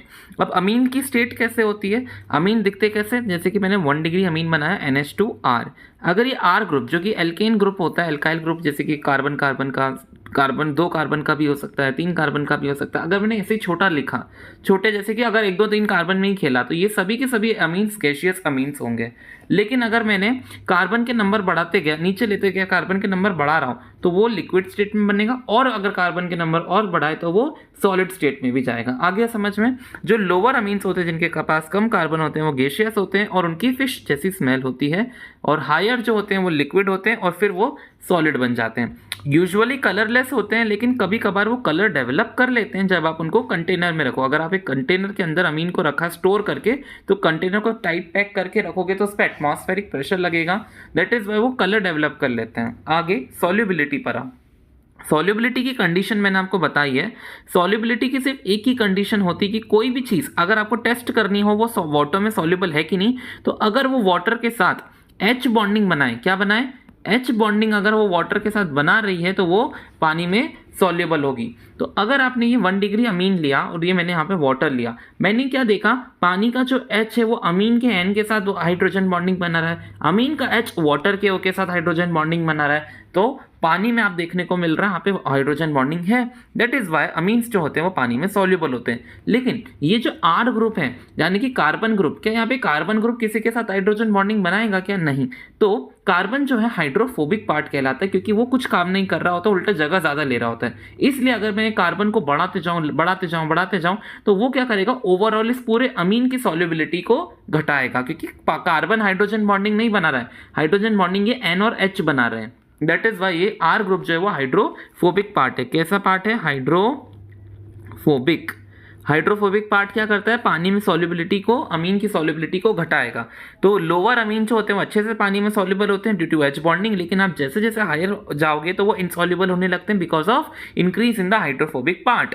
अगर आप एल्कोहल से अमीन की सॉल्युबिलिटी कंपेयर करोगे ना तो एल्कोहल जीत जाएगा। क्यों? क्योंकि एल्कोहल में ज़्यादा स्ट्रॉन्ग H बॉन्डिंग देखने को मिलती है। थर्ड थिंग, अमीन जो होते हैं कभी कभार अल्कोहल, ईथर और बेंजीन में भी आपको देखने को मिलेंगे सॉल्युबल। ये तीनों की तीनों ऑर्गेनिक सॉल्वेंट है, यानी कि पानी आपका पोलर सॉल्वेंट होता है और आपके जो ऑर्गेनिक सॉल्वेंट्स होते हैं वो नॉन पोलर सॉल्वेंट होते हैं, तो आपका अमीन जो है यहाँ पर भी सॉल्युबल देखने को मिलता है। लेकिन एग्जाम में ट्रिक क्वेश्चन आ जाता है, क्या अमीन सॉल्ट होते हैं सॉल्युबल? अमीन सॉल्ट अगर ऑर्गेनिक सॉल्वेंट में क्या सॉल्युबल होते हैं कि नहीं? उसका जवाब आएगा नो, बड़ा बड़ा नो। लेकिन अमीन्स होते हैं, अमीन्स जो होते हैं वो पानी में सॉल्युबल, ऑर्गेनिक सॉल्वेंट में सॉल्युबल होते हैं, लेकिन अमीन सॉल्ट नहीं होते, ये आपको याद रखना है। अब आओ बॉइलिंग पॉइंट पे। बॉइलिंग पॉइंट देखने के लिए आपको याद रखना चाहिए कि बॉइलिंग पॉइंट जो है वो सबसे ज़्यादा प्राइमरी का होगा, देन सेकेंडरी का, देन टर्शरी का। ऐसा क्यों बोला? मैं आपको रटने को तो बोलूंगा नहीं। इसका जवाब है इंटरमॉलिक्यूलर H बॉन्डिंग। आपको पता है H बॉन्डिंग स्ट्रॉन्ग बॉन्डिंग होती है, जितनी ज़्यादा H बॉन्ड बढ़ेगा, हाइड्रोजन बॉन्डिंग अगर बढ़ेगी कोई भी दो सब्सटेंस के बीच में, तो उसको उतना पिघलाना मुश्किल हो जाएगा। तो 1 डिग्री में देखो दो H अवेलेबल होते हैं, 2 H अवेलेबल होते हैं तो बढ़िया N के साथ हाइड्रोजन बॉन्डिंग दिखाते हैं। 2 डिग्री में सिर्फ एक H हमारे पास अवेलेबल है, और 3 डिग्री में तो H ही अवेलेबल नहीं, यहाँ तो हाइड्रोजन बॉन्डिंग ही नहीं हो रही। दैट इज वाई 3 डिग्री सबसे कम जल्दी बॉयल हो जाएगा और 1 डिग्री को बॉयल होने में सबसे ज़्यादा समय लगेगा, क्योंकि ये बहुत सारी अच्छी बॉन्डिंग दिखा रहे हैं अपने बीच। अब आओ बेसिसिटी ऑफ अमीन्स के ऊपर। बेसिसिटी ऑफ अमीन्स का मतलब है अमीन्स जो ग्रुप होता है ना RNH2, ये बेसिक नेचर का होता है। क्यों? क्योंकि RNH2 में आप देखो नाइट्रोजन के ऊपर एक लोन पेयर मौजूद है। लोन पेयर को वो हमेशा डोनेट करता है, वो इलेक्ट्रॉन पेयर डोनर होता है, यानी कि वो अपने इलेक्ट्रॉन पेयर को दूसरी चीज़ों के साथ डोनेट करता है। तो जो भी अपना इलेक्ट्रॉन पेयर डोनेट करता है वो आपका ल्यूइस बेस कहलाता है। अगर ये ऐसे समझ नहीं आया तो ये रिएक्शन देखो, ये रिएक्शन हमने ऊपर भी देखी थी। 1 डिग्री अमीन की मैंने HX के साथ जब रिएक्शन कराऊंगा तो मेरे को RNH3X मिलने का। आपको ये पता होना चाहिए कि अगर फॉर एग्जांपल अभी मुझे नहीं पता कि अभी अमीन जो है वो बेस है, तो मैं इसको मिटा देता हूँ। HX के लिए आपने X की जगह Cl ले लिया, तो HCl क्या होता है? एसिड होता है। और ये जो RNH3X है ना, आप इसको क्या बुलाते थे? Substituted ammonium salt. अब आप खुद ही सोचो, कोई भी चीज़ मैंने एसिड के साथ मिलाई वो मेरे को सॉल्ट दे रही है, तो आपने छोटी क्लासेस में न्यूट्रलाइजेशन रिएक्शन तो पढ़ा ही होगा कि एसिड प्लस बेस बना के देते हैं आपको सॉल्ट प्लस वाटर। तो आप ही सोचो, मैं एसिड में ऐसी क्या चीज़ डालूंगा जो मुझे सॉल्ट देगी? आपका आंसर है बेस। इससे ये प्रूफ हो गया कि RNH2 बेस होता है। अगली चीज़ आप देखोगे, ये जो आपने R की जगह अगर आपने कोई एरोमेटिक रिंग भी ली ना HX के साथ, तो वो भी आपको वही देगी, आपको एक एनिलियम हलाइड देखने को मिल गया। आगे बेसिसिटी जो है वो प्लस आई इफेक्ट के डायरेक्टली प्रोपोर्शनल होती है, जो कि इलेक्ट्रॉन डोनेटिंग ग्रुप्स दिखाते हैं। ये प्लस आई इफेक्ट नहीं क्या पता तो ये देखो, जैसे कि ये आर ग्रुप है, आर ग्रुप क्या करता है, इलेक्ट्रॉन डोनेटिंग ग्रुप होता है, यानी कि आपकी जो एन है ना उसको और इलेक्ट्रॉन्स वो देगा कि ये ले भाई और इलेक्ट्रॉन्स ले, तो क्या होगा एन के पास और इलेक्ट्रॉन्स आएंगे देने के लिए, वो और खुश हो जाएगा और अच्छी तरीके से उनको देगा। लेकिन अगर हम एक माइनस आई इफेक्ट वाला ग्रुप लगा दिया, जैसे कि जो होते हैं electron withdrawing group, for example मैंने यहाँ पे एक्स यानी कि कोई हेलोजन लगा दी NH2 के ऊपर, हेलोजन क्या करती पता है, ये जो बेंजीन के लोन पेयर है ना उसको छीनने लगेगी, अपने पास लेने जाएगी, तो नाइट्रोजन से अगर उसके लोन पेयर छीन लेगा तो बेचारा क्या डोनेट करेगा। लेकिन आर तो उल्टा और अच्छा होता है, उसको और इलेक्ट्रॉन देता है डोनेट करने के लिए, तो ये उसको और इलेक्ट्रॉन दे रहा है डोनेट करने के लिए, ये उससे छीन रही है, ये प्लस आई इफेक्ट दिखा रहा है, ये माइनस आई इफेक्ट दिखाती है। ओके, अब याद रखना। वैसे ही अगर आपने एसिडिटी का ऑर्डर अगर पढ़ा हो, एसिडिटी का ऑर्डर होता है directly proportional to minus I, inversely proportional to plus I, तो उल्टा ही लॉजिक लगा लो, बेसिसिटी का ऑर्डर हो जाएगा डायरेक्टली प्रोपोर्शनल टू प्लस आई और माइनस के आई के इनवर्सली प्रोपोर्शनल होता है।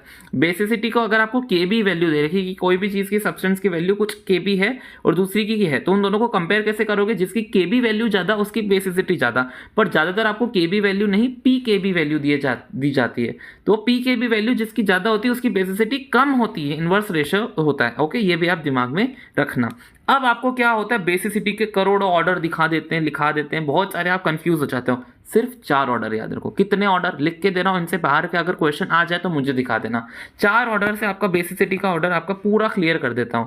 पहला, अगर आपको एक एल्काइल अमीन दे दे, एक अमोनिया दे दे और अराइल अमीन दे दे, क्या है ये एल्काइल अमीन, ये है आपका नॉर्मल अमोनिया और ये है आपका अराइल अमीन। अब जो होता है, या फिर इसको एनिलीन भी बोल ही सकते हो ना, अराइल अमीन भी क्यों बोलना, एनिलीन बोल दो। यहाँ पर जो है आपका एल्काइल अमीन की सबसे ज़्यादा होती है, जो मैंने आपको सिखा दिया। आर ग्रुप क्या करता है, अपनी इलेक्ट्रॉन डेंसिटी एन को देता है ताकि वो और अच्छे से बाकी चीज़ों को दे पाए, दैट इज वाई ये जीत जाता है। लेकिन ये तो इसके पास तो इतने सारे कार्बन है, तो इसका आर ग्रुप तो और ज़्यादा देना चाहिए, तो प्लस आई इफेक्ट और बढ़ना चाहिए, लेकिन ऐसा नहीं होता। क्यों? क्योंकि ये जो एन ग्रुप होता है ना, इसका लोन पेयर, ये चला जाता है बेंजीन के साथ उसकी रेजोनेंस में पार्टिसिपेट करने। तो अगर एन का जो नेगेटिव लोन पेयर थे वो बेंजीन में चले जाते हैं रेजोनेंस में पार्टिसिपेट करने, तो एन के पास तो कुछ नहीं बचा, एन पे पॉजिटिव चार्ज आ गया, तो वो क्या ही देगा लोगों को। दैट इज वाई जो लोन पेयर होते हैं वो रेजोनेंस में पार्टिसिपेट करने लगते हैं, ऑर्थो पोजिशन पे घूमने लगते हैं, देयरफॉर वो लेस अवेलेबल होते हैं डोनेशन के लिए, क्योंकि वो तो यहाँ है तो डोनेट क्या करेंगे। दैट इज वाई जो है आपका एनिलियम आयन जो है वो ये इसको आप अगर नहीं, एनिलियम आयन नहीं, ये जो है आपकी एनिलीन जो है वो उसकी जो बेसिसिटी है वो कम होती है।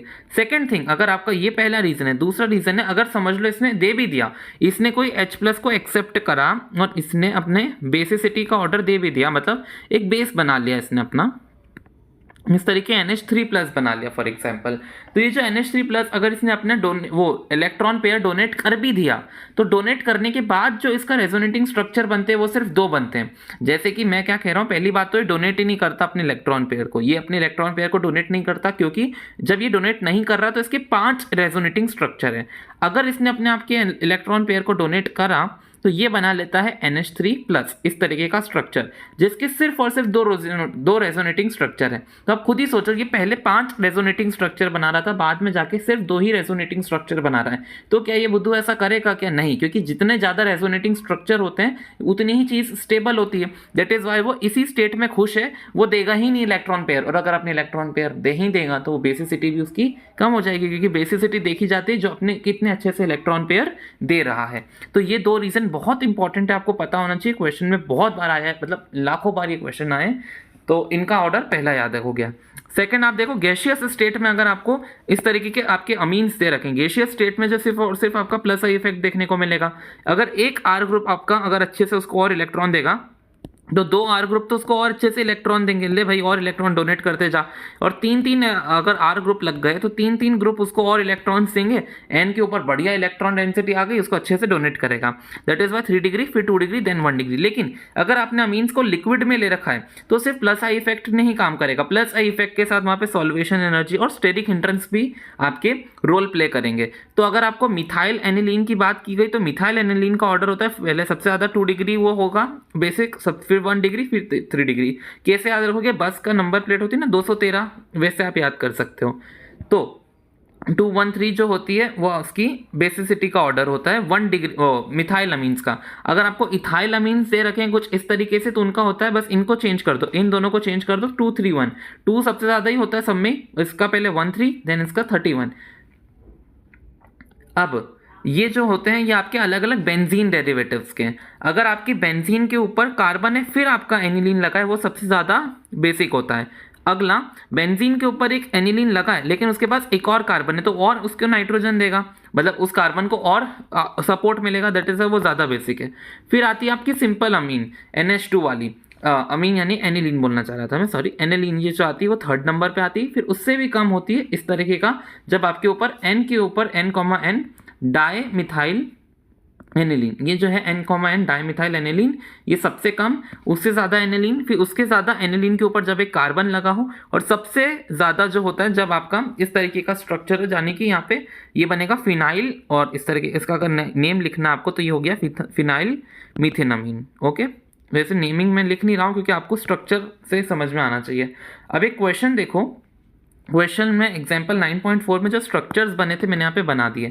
अब आप जनरल, मैंने आपको तरीका बताया, बेंजीन से ज़्यादा होती हैं इन सब चीज़ों का ऑर्डर, और यहाँ पर एल्काइल अमीन और अमोनिया में किसका ऑर्डर ज़्यादा होता है? एल्काइन अमीन्स का। देखो ऊपर लिखा है सबसे ज़्यादा एल्काइल अमीन आना चाहिए, देन अमोनिया आना चाहिए, देन बेंजीन के डेरिवेटिव्स आने चाहिए। तो बेंजीन वाला तो सबसे कम हो जाएगा, इसको तो सबसे कम मैंने लिख ही दिया। अब और ये जो है उन सबसे ज़्यादा होने चाहिए क्योंकि ये अल्काइल अमीन्स हैं और ये तो बीच का बंधु है, तो ये बीच का मैंने लिख दिया।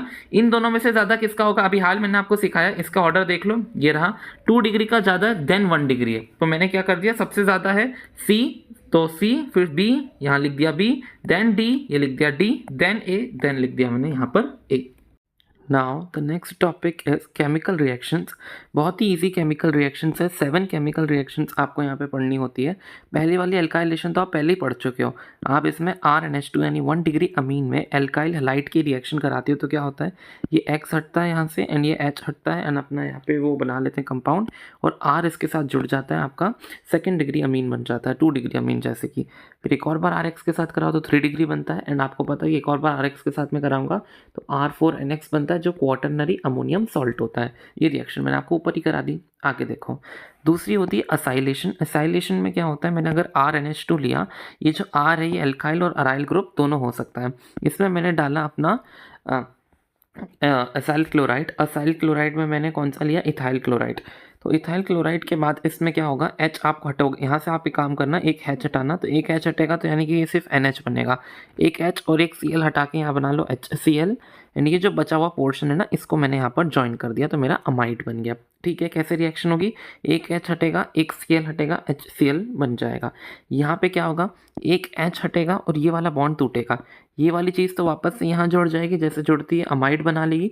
ये जो H हटाता ना वो यहाँ लग जाता है, और इस तरीके से आपका ethanoic acid, sorry not ethanoic acid, हाँ इथेनोइक एसिड ही बना, इथेनोइक एसिड बन जाता है। इसको आप, ये जो एसाइलेशन होता है ना, ये न्यूक्लियोफिलिक सब्स्टिट्यूशन मैकेनिज्म को फॉलो करता है, क्योंकि आप देखो ये आ रहा है, इसकी जगह लेके H को हटा रहा है। आखिरी है बेंजोइल क्लोराइड, इसको आप बेंजोइल क्लोराइड बोलते हो। बेंजीन के ऊपर इस तरीके जब C double bond O Cl ऐसा लगा तो कौन सा टूटेगा, ये वाला हिस्सा टूटेगा, NH2 का H और Cl बना के HCl बना लेते हैं, और ये पूरा हिस्सा आप NH पे जोड़ दो तो आपका इस तरीके से रिएक्शन हो जाता है। बहुत ही ईजी रिएक्शन थे, आपको समझ भी आ गए होंगे आई होप। आगे देखो, कार्बिल रिएक्शन बहुत इंपॉर्टेंट रिएक्शन है क्योंकि इसको एक टेस्ट देती है, आइसोसाइनाइड टेस्ट। ये सिर्फ और सिर्फ कार्बिल अमीन रिएक्शन 1 डिग्री अमीन दे सकते हैं, भले एलिफेटिक हो या aromatic. 2 degree amine, 3 degree amine ये रिएक्शन नहीं करते, और 1 डिग्री अमीन भी जब रिएक्शन करते हैं ना तो फाउल स्मेलिंग वाले सब्सटेंस रिलीज करते हैं। जैसे कि मैंने 1 डिग्री अमीन लिया RNH2, ये CHCl3 और KOH के साथ थोड़ी सी गर्मी देने पे RNC बना लेता है, NC यानी कि आइसोसाइनाइड बना लेता है, और KCl और H2O रिलीज कर देता है। यही आइसोसाइनेस फाउल स्मेल यानी गंदी स्मेल देता है। तो कौन लगा सकते हैं कार्बिल अमीन रिएक्शन, सिर्फ और सिर्फ 1 डिग्री वाले अमीन, 2 डिग्री और 3 डिग्री अमीन ये नहीं कर सकते। अब देख लो नाइट्रस एसिड के साथ रिएक्शन कैसे होती है। अब नाइट्रस एसिड जो होता है ना, ये फ्रेशली प्रिपेयर करना पड़ता है आपको। अगर आप इसको स्टोर करके रखोगे तो कोई दूसरे कंपाउंड में कन्वर्ट होता है, तो इसको फ्रेशली प्रिपेयर कैसे करोगे, इसको फ्रेशली प्रिपेयर करने के लिए आप लोगे NaNO2, उसमें डालोगे HCl में डालते से आपका क्या होगा, Na और Cl हट के NaCl बना लेता है, और आपका HNO2 यहाँ पर बन जाता है नाइट्रस एसिड। देन ये जो नाइट्रस एसिड आपने फ्रेशली प्रिपेयर करा, मैंने उसको डाल दिया एलिफेटिक 1 डिग्री एलिफेटिक अमीन्स में। तो 1 डिग्री एलिफेटिक अमीन में ये किस तरह से रिएक्शन करता है, कुछ इस प्रकार करेगा कि आपने जैसे कि 1 डिग्री एलिफेटिक अमीन लिया, इसमें HNO2 डाला, अगर ये खत्म हो जाए तो मैंने थोड़ी और कंडीशन दी थी NaNO2 और HCl, क्योंकि आपको पता है ये दोनों ही कंडीशन आपको और HNO2 बनाकर देगी, तो मैंने उसी को रिएजेंट की तरह लिखा। तो ये कन्वर्ट करता है इसको RN2Cl में, यानी कि एक तरीके से यहाँ पर क्या हुआ, इसको मैंने इसको यहाँ से बैठा दिया इसके ऊपर, तो RN2 प्लस Cl नेगेटिव बनता है। इसमें मैं थोड़ी सी वाटर डालूंगा तो मेरा अल्कोहल मेरे को मिल जाता है। एक तरीके से यहाँ पे डाइअजोनियम सॉल्ट बन गया, आपको देखने को मिल रहा है डाइअजोनियम सॉल्ट। ये डाइअजोनियम सॉल्ट में जैसे आप वाटर डालते हो, आपको पता ही होगा अल्कोहल वाले चैप्टर में मैंने पढ़ाया है, ये डाइअजोनियम सॉल्ट में वाटर डालते से आपका अल्कोहल बनता है, नाइट्रोजन गैस रिलीज होती है और HCl भी रिलीज होता है। ओके, 1 डिग्री अमीन में पूछा जाता है क्या निकलती है, N2 गैस निकलती है। अभी आगे क्वेश्चन कराऊंगा उसमें भी देखना। 1 डिग्री एरोमेटिक अमीन में ये कैसे रिएक्शन करता है। 1 डिग्री एरोमेटिक अमीन में मैंने ले लिया ये रहा 1 डिग्री एरोमेटिक अमीन, इसमें मैंने वही डाला NaNO2HCl, क्योंकि ये मेरा HNO2 बना लेता है नाइट्रस एसिड जो मुझे चाहिए।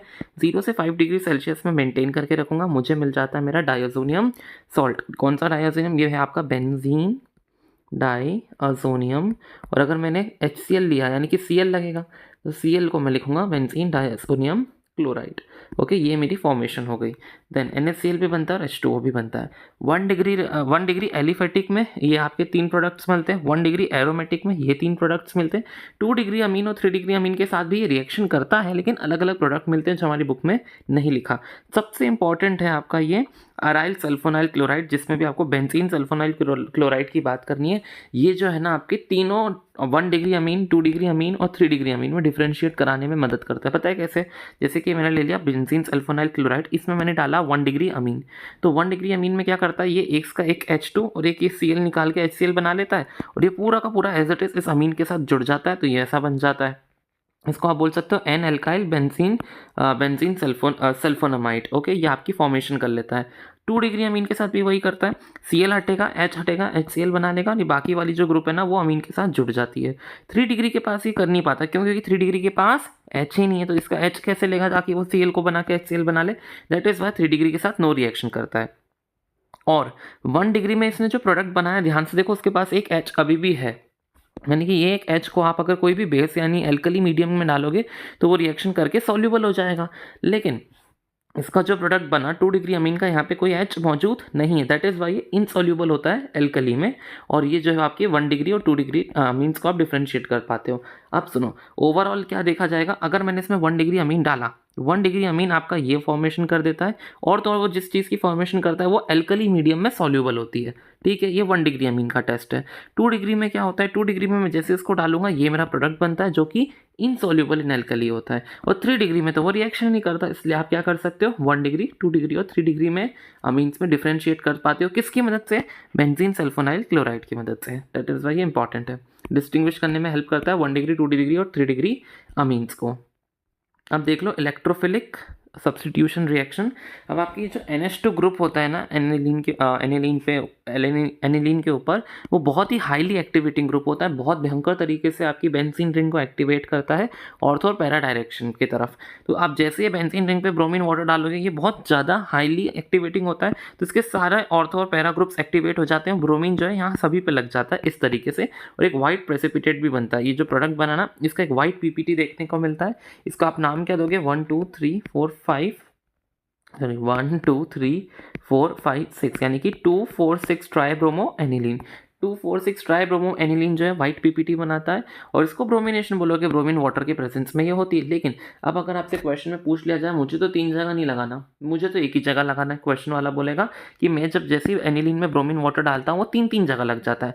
मैं क्या चाहता हूँ, जब मैं एनिलीन को इसमें जब मैं ब्रोमीन डालूँ तो वो सिर्फ और सिर्फ एक ही जगह लगे, कुछ इस प्रकार। तो वो मैं कैसे करूँगा, तो मुझे पता है क्या करना पड़ेगा। दिक्कत काय की, एनिलीन की है।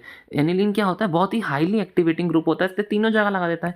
मैं क्या करूँगा, एनिलीन को पहले सब्सटीट्यूट करूँगा इस अमाइड के द्वारा, मतलब ये अमाइड के द्वारा मैं इसको सब्सटीट्यूट करूँगा। ये जो अमाइड होता है ना, ये इतना हाईली एक्टिवेटिंग नहीं होता, ये सिर्फ और सिर्फ पैरा एक्टिवेटिंग और ऑर्थो एक्टिवेटिंग होता है।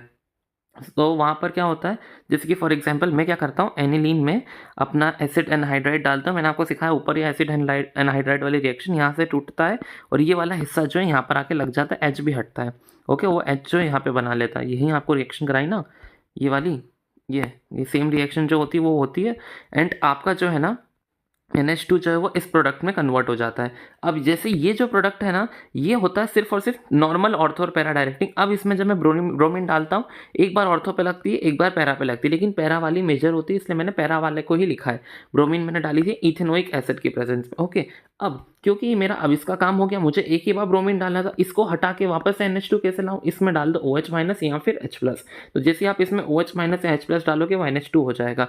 अब इसके डालने पर ये कम एक्टिवेटिंग ग्रुप क्यों होता है, क्योंकि इसमें जो लोन पेयर प्रेजेंट होते हैं ना, वो रेजोनेंस में पार्टिसिपेट कर लेते हैं। अब जब भी लोन पेयर रेजोनेंस में पार्टिसिपेट करते हैं तो लेस एक्टिव, मतलब तो डोनेशन कैसे करेंगे, जैसे कि अगर कोई यहाँ पर बैठा है तो वो आना चाहता है बेस इसके ऊपर, अब इसके इलेक्ट्रॉन पेयर चलेगा रेजोनेंस पे, तो कोई क्यों आना चाहेगा इसके ऊपर, क्योंकि ये जब इसके पास, जब तक इलेक्ट्रॉन थे ना, जब तक इसके पास पैसे थे, सब इसके पास आना चाहते थे। जैसे इसका पैसे रेजोनेंस में पार्टिसिपेट करने चलेगा, इसके पास तो कुछ नहीं बचा। दैट इज़ वाई ये जो है इतना ज़्यादा एक्टिवेट नहीं कर पाता, ब्रोमीन जो इसके पैरा पोजिशन पर आकर लगता है। आया समझ में? NH2 क्या करता है, उस पर कुछ भी लगाओगे तो तीनों जगह लगा देता था। क्वेश्चन बोलेगा हमको NH2 पे, अगर हमको यूज़ तो यही NH2 करना है, लेकिन हमको सिर्फ एक ही पोजीशन पे लगाना है, तो आप क्या करोगे, NH2 को हटा के ये लेकर आओगे, क्योंकि ये जो है सिर्फ एक ही ग्रुप पे लगाता है। एंड अब जब इसका काम मेरा हो गया तो मैंने इसको फिर से NH2 पे कन्वर्ट कर दिया, ताकि मेरा प्रोडक्ट ऐसा लगे कि मैंने NH2 से एक ही जगह ब्रोमीन लगाया है, जबकि मेहनत हमने इसको लगाने की की, क्योंकि यही वो चीज़ है जो एक जगह लगाने में हेल्प करता है। सेम टू सेम कारण होता है आपका HNO3 और H2SO4 के साथ। जैसे आप HNO3 H2SO4 डालोगे ना 15 डिग्री सेल्सियस पे, एक बार वो पैरा, एक बार मेटा और एक बार ऑर्थो पे लग जाएगा। अब आप सोचोगे ऑर्थो पैरा डायरेक्टिंग तो हमको समझ में आता है, ये मेटा ग्रुप कैसे आ गया, यही क्वेश्चन वाला एग्जामिनर पूछेगा। ये मेटा पे क्यों लग रहा है, क्योंकि जब ये रिएक्शन होती है तो एनिलीन जो है वो प्रोटोनेशन कर लेती है और एनिलियम आयन बनाती है। एनिलियम आयन ऊपर मैंने आपको समझाया कैसा दिखता है। तो एनिलियम आयन जो होता है ना, वो मेटा डायरेक्टिंग होता है। दैट इज वाई आपका NO2 एक बार मेटा पोजीशन पे भी लगता है। ये परसेंटेजेस याद कर लो, बहुत इंपॉर्टेंट है। पैरा 51% मिलेगा, 47% मेटा मिलेगा, ऑर्थो मिलता है 22%। सो अब देख लो अगला पैरिडीन वाला अब हाँ, अब अगर इसमें भी यही सेम सवाल पूछ लिया जाए, अब मुझे 3-3 मिल रहे हैं, मुझे सिर्फ एक ही कंपाउंड चाहिए, तो मैं वापस वही ऊपर वाली कहानी लगा दूंगा, ये वाली। पहले मैं इसको पिरिडीन के प्रेजेंस में यहाँ पर अपना एक यहाँ पर अमाइड बना दूंगा, क्योंकि ये आपका पैरा डायरेक्टिंग होता है। इसमें मैंने वही रिएक्शन डाली जो मैंने यहाँ पे कॉम्पोनेंट्स डाले थे, यहाँ पर मैंने वो डाले, एक ही जगह पे लगेगा NO2। फिर मैं क्या करूँगा, इसको वापस से अमीन एनिलीन में कन्वर्ट करूँगा। तो देखने को क्या मिलेगा कि जैसे कि आपने एनिलीन लिया था और वो एनिलीन पे एक बार NO2 लग गया है, लेकिन जो उसकी पूरी स्टोरी वो तो आप लोगों को पहले ही पता है। आगे देखो, यहाँ पर अगर मैं इसमें H2SO4 डालता हूँ तो इस तरीके से वो पहले ये एनिलीन की ही रिएक्शन से, ये मैंने पूरा टेबल जो चार्ट है ना, इस तरीके से देखो, मैंने पूरा एनिलीन के लिए ही बनाया है। तो एनिलीन में जैसे मैं H2SO4 डालूंगा तो ये पहले NH3HSO4 माइनस में कन्वर्ट होगा, जिसको एनिलीन हाइड्रोजन सल्फेट बोलोगे। पहले इसकी हीटिंग करनी पड़ती है अच्छी तगड़ी, 180 डिग्री से 2 डिग्री सेल्सियस पे, तब जाके ये SO3H जो इसकी पैरा पोजिशन पे जुड़ता है। ताकि अगर आप बोलोगे ना कि ये मैंने एनिलीन लिया, इसमें मैंने जैसे बाकी जो होती थी इलेक्ट्रोफिलिक सब्स्टिट्यूशंस, जैसे SO3H डालता हूँ तो ये NH2 और यहाँ पे सॉरी H2SO4 बोलना चाहता था मैं। जैसे मैंने एलिनीन पे H2SO4 डाला तो इसकी पैरा पोजीशन पे SO3H ऐसा आपको लगता है लगेगा, जो कि बिल्कुल होता है, लेकिन इसके बीच में एक और प्रोडक्ट बनता है, ये वाला। ये आपको नहीं बोलना है। लोग क्या करके आते हैं, उनको बोलते हैं कि ये एनिलीन लिया है, एनिलीन में मैंने डाला H2SO4, बच्चे डायरेक्टली लिख के आ जाते हैं कि अच्छा ठीक है ना, यहाँ तो इलेक्ट्रोफिलिक लगेगी, यानी कि यहाँ पे NH2 यहाँ पर रहेगा और SO3H यहाँ पर लग जाएगा। लेकिन इसके बीच में आपको एक और आपको यहाँ पर एक और कंपाउंड देखने को मिलता है, जो होता है एनिलियम हाइड्रोजन सल्फेट। पहले ये बनता है, उसकी स्ट्रॉन्ग हीटिंग करनी पड़ती है, जिससे आपको अपना सल्फेनिलिक एसिड जो इस तरह दिखता है। अब ये भी अपना क्या करता है, ये अपना HO इसको दे देता है और NH3 प्लस, और अपने ऊपर इसने H दे दिया, इसलिए अपने ऊपर माइनस चार्ज ले आता है। इस तरीके से इनका चलता रहता है फेरबदल, और ये ग्लिटर आयन की फॉर्मेशन भी कर सकता है अगर आप इसको वाटर में डाल दोगे। मतलब क्या होता है, ये जो H है ना, मैंने इसको उठा के ऊपर दे दिया, इसने अपना H दिया इसलिए इस पे नेगेटिव, और इसके पास H आ गया, प्रोटोनेशन हो गई, दैट इज वाई ये पॉजिटिव हो गया। अब एक और इंपॉर्टेंट पॉइंट, ये फ्रिटल क्राफ्ट रिएक्शन के अंडरगो नहीं करते, क्यों? क्योंकि फ्रिटल क्राफ्ट में ये क्या करते हैं, सॉल्ट फॉर्मेशन कर लेते हैं अनिलियम क्लोराइड की। अब अनिलियम क्लोराइड जो होता है ना, वो तो एक डीएक्टिवेटिंग ग्रुप होता है। डीएक्टिवेटिंग ग्रुप है तो आपकी इलेक्ट्रोफिलिक रिएक्शन हो ही नहीं पाती, क्योंकि डीएक्टिवेटिंग ग्रुप ने तो बेंजीन को ही एक्टिवेट मतलब डीएक्टिवेट कर दिया, तो आप बेंजीन कैसे करेगी ऑर्थो और पैरा डायरेक्टिंग, तो इसलिए ये दिक्कत होती है। अब आपको मैंने बेसिसिटी के ऑर्डर समझाएं। जब भी आपको इस तरीके के कंपाउंड्स देखने को मिले तो पहले तो इन दो तीनों का याद रख लो, क्योंकि ये तीनों आने ही वाला है। मतलब मैं लिख के ले लो, यहाँ से क्वेश्चन आएगा। ये वाले जो तीन होते हैं ना बेसिसिटी वाले, इसमें आपको सबसे ज़्यादा इसकी देखने को मिलती है, देन इसकी, ठीक है। D-C-B का ऑर्डर आपको याद रखना है। और इन दोनों में से सबसे ज़्यादा किसकी होगी? इन दोनों में से आपको पता है 2 डिग्री की ज़्यादा होती है, देन A की। तो यहाँ पर क्या होगा? सबसे ज़्यादा तो E की होती है, देन आपके A की होगी। और B-C-D तो मैंने आपको याद करने को बोल दिया, D की ज़्यादा, फिर C की, फिर B की। तो इस तरीके से होगा, यानी कि ये सबसे कम, उसके बाद ये, उसके बाद ये, उसके बाद ये, उसके बाद ये। ओके, अगला नेक्स्ट क्वेश्चन देखो। इसमें आपको सी ये वाले को, इसको और यहाँ पर इसको कंपेयर करना है।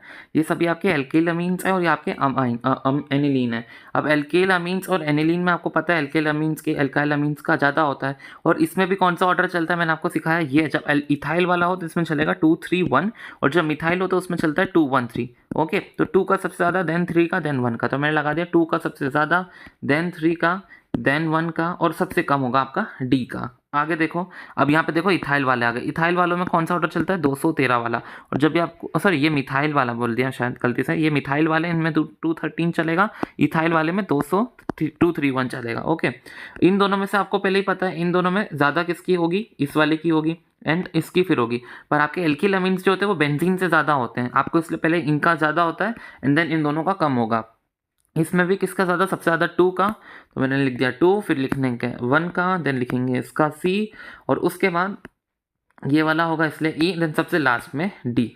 आगे देखो, आपको ये रिएक्शन करना है HCl की प्रेजेंस में, तो कुछ नहीं करना, ये यहाँ पर आकर जुड़ता है, इस तरीके से अमोनोलिसिस होगी। HCl को डायरेक्टली इसके साथ लिख दो। एक काम करो, ये है ना H, इसको ऐसे लिख दो कि NH2 था ना, ये H था ना, इसको NH3 लिख दिया, Cl कर दिया। N पे पॉजिटिव, Cl पे नेगेटिव आ जाएगा, N प्रोपाइल अमोनियम क्लोराइड बन जाएगा। इसमें भी बताऊँ क्या करो, बस डायरेक्टली इनको जोड़ दो, जैसे लिखे ना उनको आपस में जोड़ दो, तो आपका इस तरह से प्रोडक्ट बन जाता है। आपको ऊपर इसकी मेथड सिखाई थी, ये बन गया ट्राइथाइल अमोनियम क्लोराइड। अब मुझे क्या करना है, नेक्स्ट रिएक्शन देखो, आपको लिखनी है final alkylation product of aniline with access of methyl iodide. अब एनिलीन में जैसे ही मैं मिथाइल आयोडाइड डालूंगा, आपको पता है आपका एक मिथाइल ग्रुप जो एक H को हटा के न्यूक्लियोफिलिक सब्स्टिट्यूशन करके यहाँ पर आकर बैठ जाता है, आपका ये एल्काइलेशन हो रहा होता है। एक और मैं इसका अगर एक और बार कराऊंगा तो I हट के C यहाँ पर लग के बैठ जाएगा, एक और बार कराऊंगा तो एक और C लग के बैठ जाएगा, और N को पॉजिटिव चार्ज भी मिल जाता है। अब उसके बाद इन्होंने बोला in the presence of sodium carbonate solution. अब अगर इसमें सोडियम कार्बोनेट सॉल्यूशन डलेगा ना, तो यहाँ पर देखो प्लस का आयन जनरेट होता है। इनको अगर मैं तोड़ूंगा तो Na पे पॉजिटिव 1 चार्ज आता है और कार्बोनेट पे -2, ये +1 है और ये -2। तो आपको पता है इसको बैलेंस आउट करने के लिए आपको ये 2 लेने पड़ेंगे, और CO3 -2 इसके साथ रिएक्ट कर लेता है। ये आपको इतनी बेसिक्स तो आते होंगे, अगर नहीं पता तो समझ लो ये पॉजिटिव चार्ज है इसके ऊपर, बेंजीन वाले पे, ये बेंजीन वाले के ऊपर इस तरीके से, और इस पे ये NC3 है, इसके ऊपर एक प्लस चार्ज है, और आपका CO3 2- है, इसके ऊपर 2- का चार्ज है। इन दोनों को अगर मुझे जोड़ना है तो आपको खुद ही पता है इसके पास +1 है, इसके पास -2 है, तो आपकी जो बेंजीन वाला ग्रुप है NC3 प्लस, इसके ऊपर आएगा 2, और जो CO3 है वो उसके ऊपर 2- वाले के ऊपर उस पर कुछ नहीं आएगा, क्योंकि वो 1 पे, मतलब उसके ऊपर 1 आ जाता है इस तरीके से, और 2NaI आपका निकल आएगा। इजी रिएक्शन थी, इतनी तो आपको करनी आती है, बस इसके ऊपर Na2CO3 की रिएक्शन कर देना। अगला आपको करना है एनिलीन के साथ रिएक्शन आपकी बेंजोइल क्लोराइड के साथ। ये रिएक्शन अभी हाल ही ऊपर मैंने आपको कराई। H निकालो यहाँ से, Cl निकालो यहाँ से, HCl बचा, अब जो बचा उसको डायरेक्टली जोड़ दो, इस तरीके से आपका प्रोडक्ट बन जाएगा। N के ऊपर लगा है फिनाइल, और ये हो गया बेंजामाइट, N फिनाइल बेंजामाइट।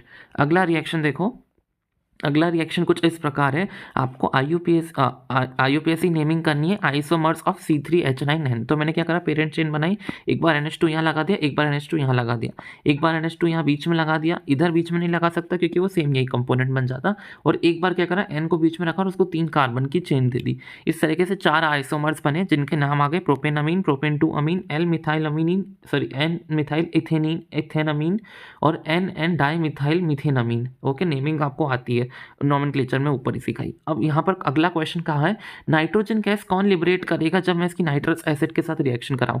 तो मैंने आपको ऊपर ही सिखाया है, नाइट्रस एसिड की जब रिएक्शन होती है, कहाँ चली गई, ये रही, कहाँ गई? आई हैव टोल्ड ये है ना, ये रहा। रिएक्शन विथ नाइट्रस एसिड में मैंने आपको क्या सिखाया, जब भी 1 डिग्री एलिफेटिक अमीन जब रिएक्ट करते हैं ना नाइट्रस एसिड के साथ, तो अब आपकी नाइट्रोजन गैस रिलीज होती। कब? 1 डिग्री एलिफेटिक अमीन। तो इसमें 1 डिग्री कौन से हैं? इसमें आपके 1 डिग्री हैं, ये रहे, ये रहा और ये रहा, यही दोनों 1 डिग्री अमीन है, इसलिए यही दोनों नाइट्रोजन गैस रिलीज करेंगे। अब हम बढ़ते हैं आगे डाईअज़ोनियम सॉल्ट के ऊपर। बहुत ही छोटा टॉपिक है डाईअज़ोनियम सॉल्ट और लास्ट टॉपिक है इस चैप्टर का। बहुत ही ईजी, आपने पहले ही पढ़ रखा है। एनिलीन से डाईअज़ोनियम सॉल्ट की प्रिपरेशन देख लो। 1 डिग्री एरोमेटिक अमीन होती है एनिलीन। डाईअज़ोनियम सॉल्ट बनाने के लिए आपको नाइट्रस एसिड HNO2 की ज़रूरत होती है। HNO2 कैसे बनता है? NaNO2 प्लस HCl डाल के यहाँ से NaCl बाहर आ जाता है और आपका HNO2 बनता है।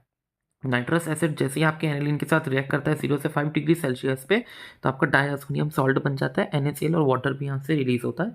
इस प्रोसेस को डाईअज़ोसिएशन भी बोलते हैं, या फिर आप इसको डाईअज़ोशिएशन भी बोल सकते हो, जो आपको बोलना है।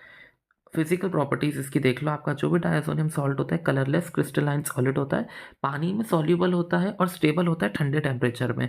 लेकिन एक डाईअज़ोनियम सॉल्ट ऐसा है जिसको आप बेंजीन डाईअज़ोनियम फ्लोरोब्यूरेट बोलते हो, जो कि पानी में सॉल्युबल नहीं होता और स्टेबल होता है रूम टेम्परेचर पे, यानी कि दोनों ही उल्टी कंडीशन वो करता है, एक्सेप्शन है। नॉर्मली जो डाईअज़ोनियम सॉल्ट है पानी में सॉल्युबल होता है, लेकिन बेंजीन डाईअज़ोनियम फ्लोरोब्यूरेट पानी में इनसॉल्युबल होगा। नॉर्मल डाईअज़ोनियम सॉल्ट पानी कोल्ड में स्टेबल होता है, लेकिन ये रूम टेम्परेचर पे स्टेबल होता है, आपका बेंजीन डाईअज़ोनियम फ्लोरोब्यूरेट। ये एक एक्सेप्शन होता है, तो आप इसको याद रख सकते हो। अब आ जाओ केमिकल रिएक्शंस पे। देखो chemical reaction of benzene diazonium salt बहुत ही बड़ा है, तो मैंने उनको क्या करा, इस तरीके से एक चार्ट में बना दिया। देखो इस तरीके का चार्ट मैंने आप लोगों के लिए बनाया है। इस चार्ट को आप अच्छे से याद कर सकते हो। नोट्स की PDF आपके डिस्क्रिप्शन बॉक्स में मिल जाएगी। अब देखो इस तरीके के चार्ट्स बनाने में बहुत मेहनत लगती है, रिसर्च लगता है, तो उसके लिए आप प्लीज़ वीडियो को लाइक कर देना। अच्छा आप लाइक एंड सब्सक्राइब कर देना चैनल को। अब अपन शुरू करते हैं इनकी केमिकल रिएक्शंस। अब शुरुआत की 3 सैंडमेयर रिएक्शन तो आपने पहले ही देख रखी है हेलो एल्केन एंड हेलोरीन के चैप्टर में। आप ये लेते हो, उसमें CU2Cl2 डालते हो, HCl डालते हो अपने डाईअज़ोनियम सॉल्ट में, तो आपका जो Cl है यहाँ पे लगता है, आपकी हेलोरीन बनती है, नाइट्रोजन गैस यहाँ पे रिलीज होती है। Cu2Br2 HBr के प्रेजेंस में आपके यहाँ पे ब्रोमीन लग जाती है इस पूरे कंपाउंड की जगह पे, आपका N2 आ जाता है। अब डाईअज़ोनियम सॉल्ट में CuCN डालोगे KCN के प्रेजेंस में, तो आपका साइनाइड ग्रुप अटैच हो जाएगा, N2 यहाँ पे रिलीज होती है। अब अगले गेटरमैन रिएक्शंस भी आपने पढ़ रखी है। गेटरमैन रिएक्शन, यहाँ पर एक चीज़ मिसिंग है, यहाँ पे मेरा N2 भी निकलता है ना। अब गेटरमैन रिएक्शंस देख लो। गेटरमैन रिएक्शन में आप कॉपर लेते हो in the presence of HCl, तो डाईअज़ोनियम सॉल्ट पे Cl लग जाता है, N2 और CuCl रिलीज होता है। अब Cu के प्रेजेंस में HCl डाल दो, आपका Cl लग जाता है, N2 और CuCl रिलीज होता है। गेटरमैन रिएक्शन आपने पहले ही पढ़ रखी है हेलोहेरीन वाले चैप्टर में। KI के साथ रिएक्शन करते हो तो I लग जाता है, N2 निकल आता है।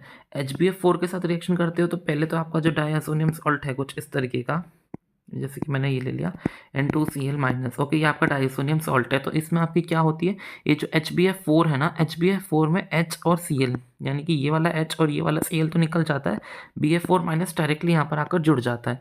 देन आपको इसको और हीटिंग देनी पड़ती है, तब जाके आपकी फ्लोरोबेंजीन बनती है, और फ्लोरोबेंजीन के साथ BF3 और N2 निकलता है। इसको बाल्स शाइमन रिएक्शन भी बोलते हैं, आप चाहो तो यहाँ लिख लो इसको, बाल्स शाइमन रिएक्शन बोलते हैं।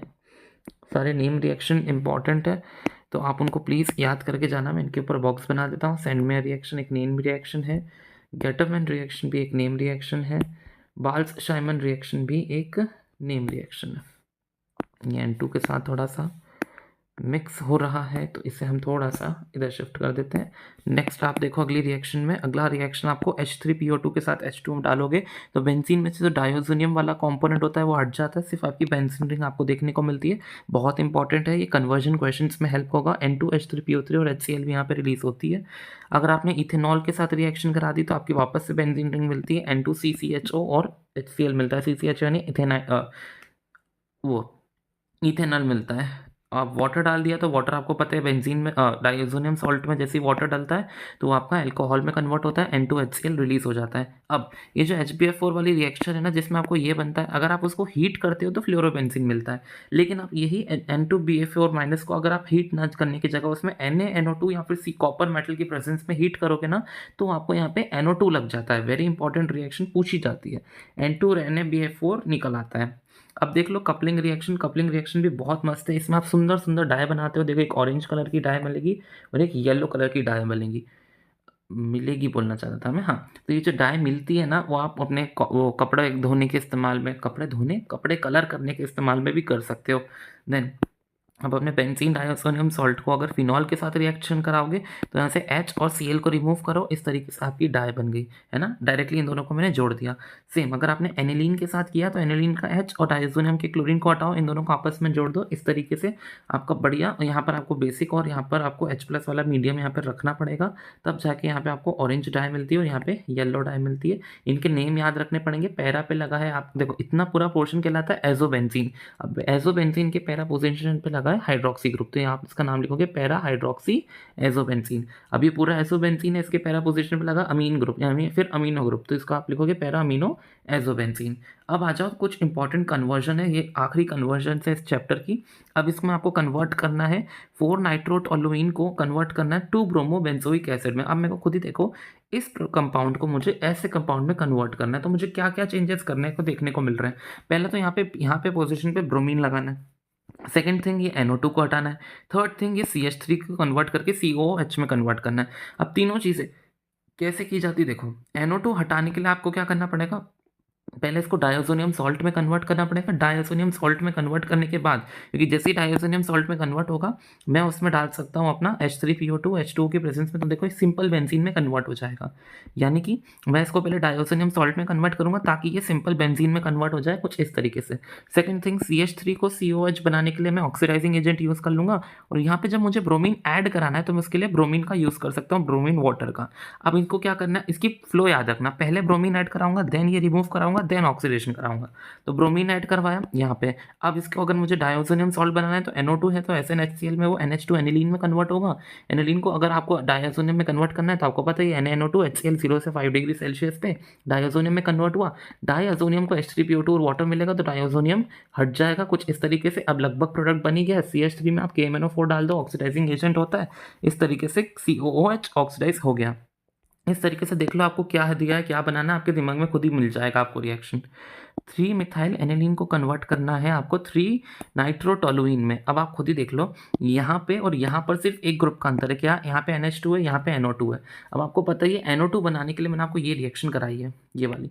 NO2 बनाने के लिए आपको क्या चाहिए, यहाँ पे किसके साथ रिएक्शन कराई थी मैंने, डाइअज़ोनियम सॉल्ट से आप NO2 बना सकते हो। अब डाइअज़ोनियम सॉल्ट कहाँ से बनता है, वो खुद भी तो एक तरीके से NH2 से ही बनेगा ना, एनिलीन से ही डाइअज़ोनियम सॉल्ट बनेगा। ये रहा, डाइअज़ोनियम सॉल्ट के लिए पहले आपको एनिलीन से बनाना पड़ेगा, और वही एनिलीन तो आपको दे रखा है। तो पहले मैंने एनिलीन से डाइअज़ोनियम सॉल्ट बनाया, डाइअज़ोनियम सॉल्ट के साथ मैंने वो HbF4 वाली रिलेशन लगा दी, इससे N2BF4 माइनस यहाँ पे लगता है ऊपर, और उसकी मैं NaNO2 CO की प्रेजेंस में यहाँ पे मैंने NO2 लगा दिया, N2 और NaBF4 रिलीज होता है। इनसे मतलब भी नहीं, आपको सिर्फ ये बनाना था। ओके, समझ में आई प्रोसेस कैसे मैंने की। मुझे इसकी जगह ये लगाना था, मैंने ध्यान लगाया कि ये NO2 कहीं तो देखा हुआ है, मैंने देखा ये NO2 लगता है, लेकिन ये डाइअज़ोनियम सॉल्ट से लगता है, डायरेक्टली मैं इसको यहाँ पे नहीं बना सकता, पहले मेरे को इसको डाइअज़ोनियम सॉल्ट बनाना पड़ेगा। देन मैंने इसको डाइअज़ोनियम सॉल्ट बनाया, और इतनी रिएक्शन तो मैंने आपको ऊपर करा ही दी। अगला रिएक्शन देखो, एनिलीन को आपको कन्वर्ट करना है ट्राइब्रोमोबेंजीन में, ट्राइब्रोमोबेंजीन। ये प्रोडक्ट भी आपको देखा देखा सा लग रहा होगा। आपने देखा है कि अगर आपका एनिलीन दिया हुआ है तो उसको आप उसको इस तरह से ये वाला प्रोडक्ट बना सकते हो डायरेक्ट, अपने जैसे ही ब्रोमीन वाटर डालते हो तो ये प्रोडक्ट बनता है। फिर आप दिमाग लगा लो, NH2 को आपको रिमूव करना है यहाँ से, तो NH2 को रिमूव करने के लिए आपको पहले उसको डाइअज़ोनियम सॉल्ट में कन्वर्ट करना पड़ेगा, क्योंकि डाइअज़ोनियम सॉल्ट P3PO2 और H2 के प्रेजेंस में यहाँ से हट जाता है। तो मैंने क्या करा, NH2 को पहले डाइअज़ोनियम सॉल्ट में कन्वर्ट किया, NaNO2 HCl, यानी कि दोनों नाइट्रस एसिड बना लेंगे, और आपका डाइअज़ोनियम सॉल्ट की फॉर्मेशन होती है 0 से 5 डिग्री सेल्सियस पे। फिर ये डाइअज़ोनियम सॉल्ट को मैं हटा सकता हूँ H3PO2 और H2O की मदद से, ताकि वो हट जाए, और आपकी सिंपल इस तरीके से आपका प्रोडक्ट ट्राइब्रोमो 135 पे 1 2 3 4 5, यानी कि 1 3 और 5 पे मेरा ट्राइब्रोमो लगा है, और ये बेंजीन बन गया आपका। मैंने आपको सारी रिएक्शन करवा दी है और सारे कन्वर्जन करा दिए हैं जो भी इस चैप्टर के थे। आई होप आपको ये चैप्टर समझ में आ गया हो। अगर आया है तो प्लीज़ चैनल को लाइक कर देना और सब्सक्राइब कर देना। मिलते हैं अगली वीडियो में। Thank you so much for watching. Have a good day.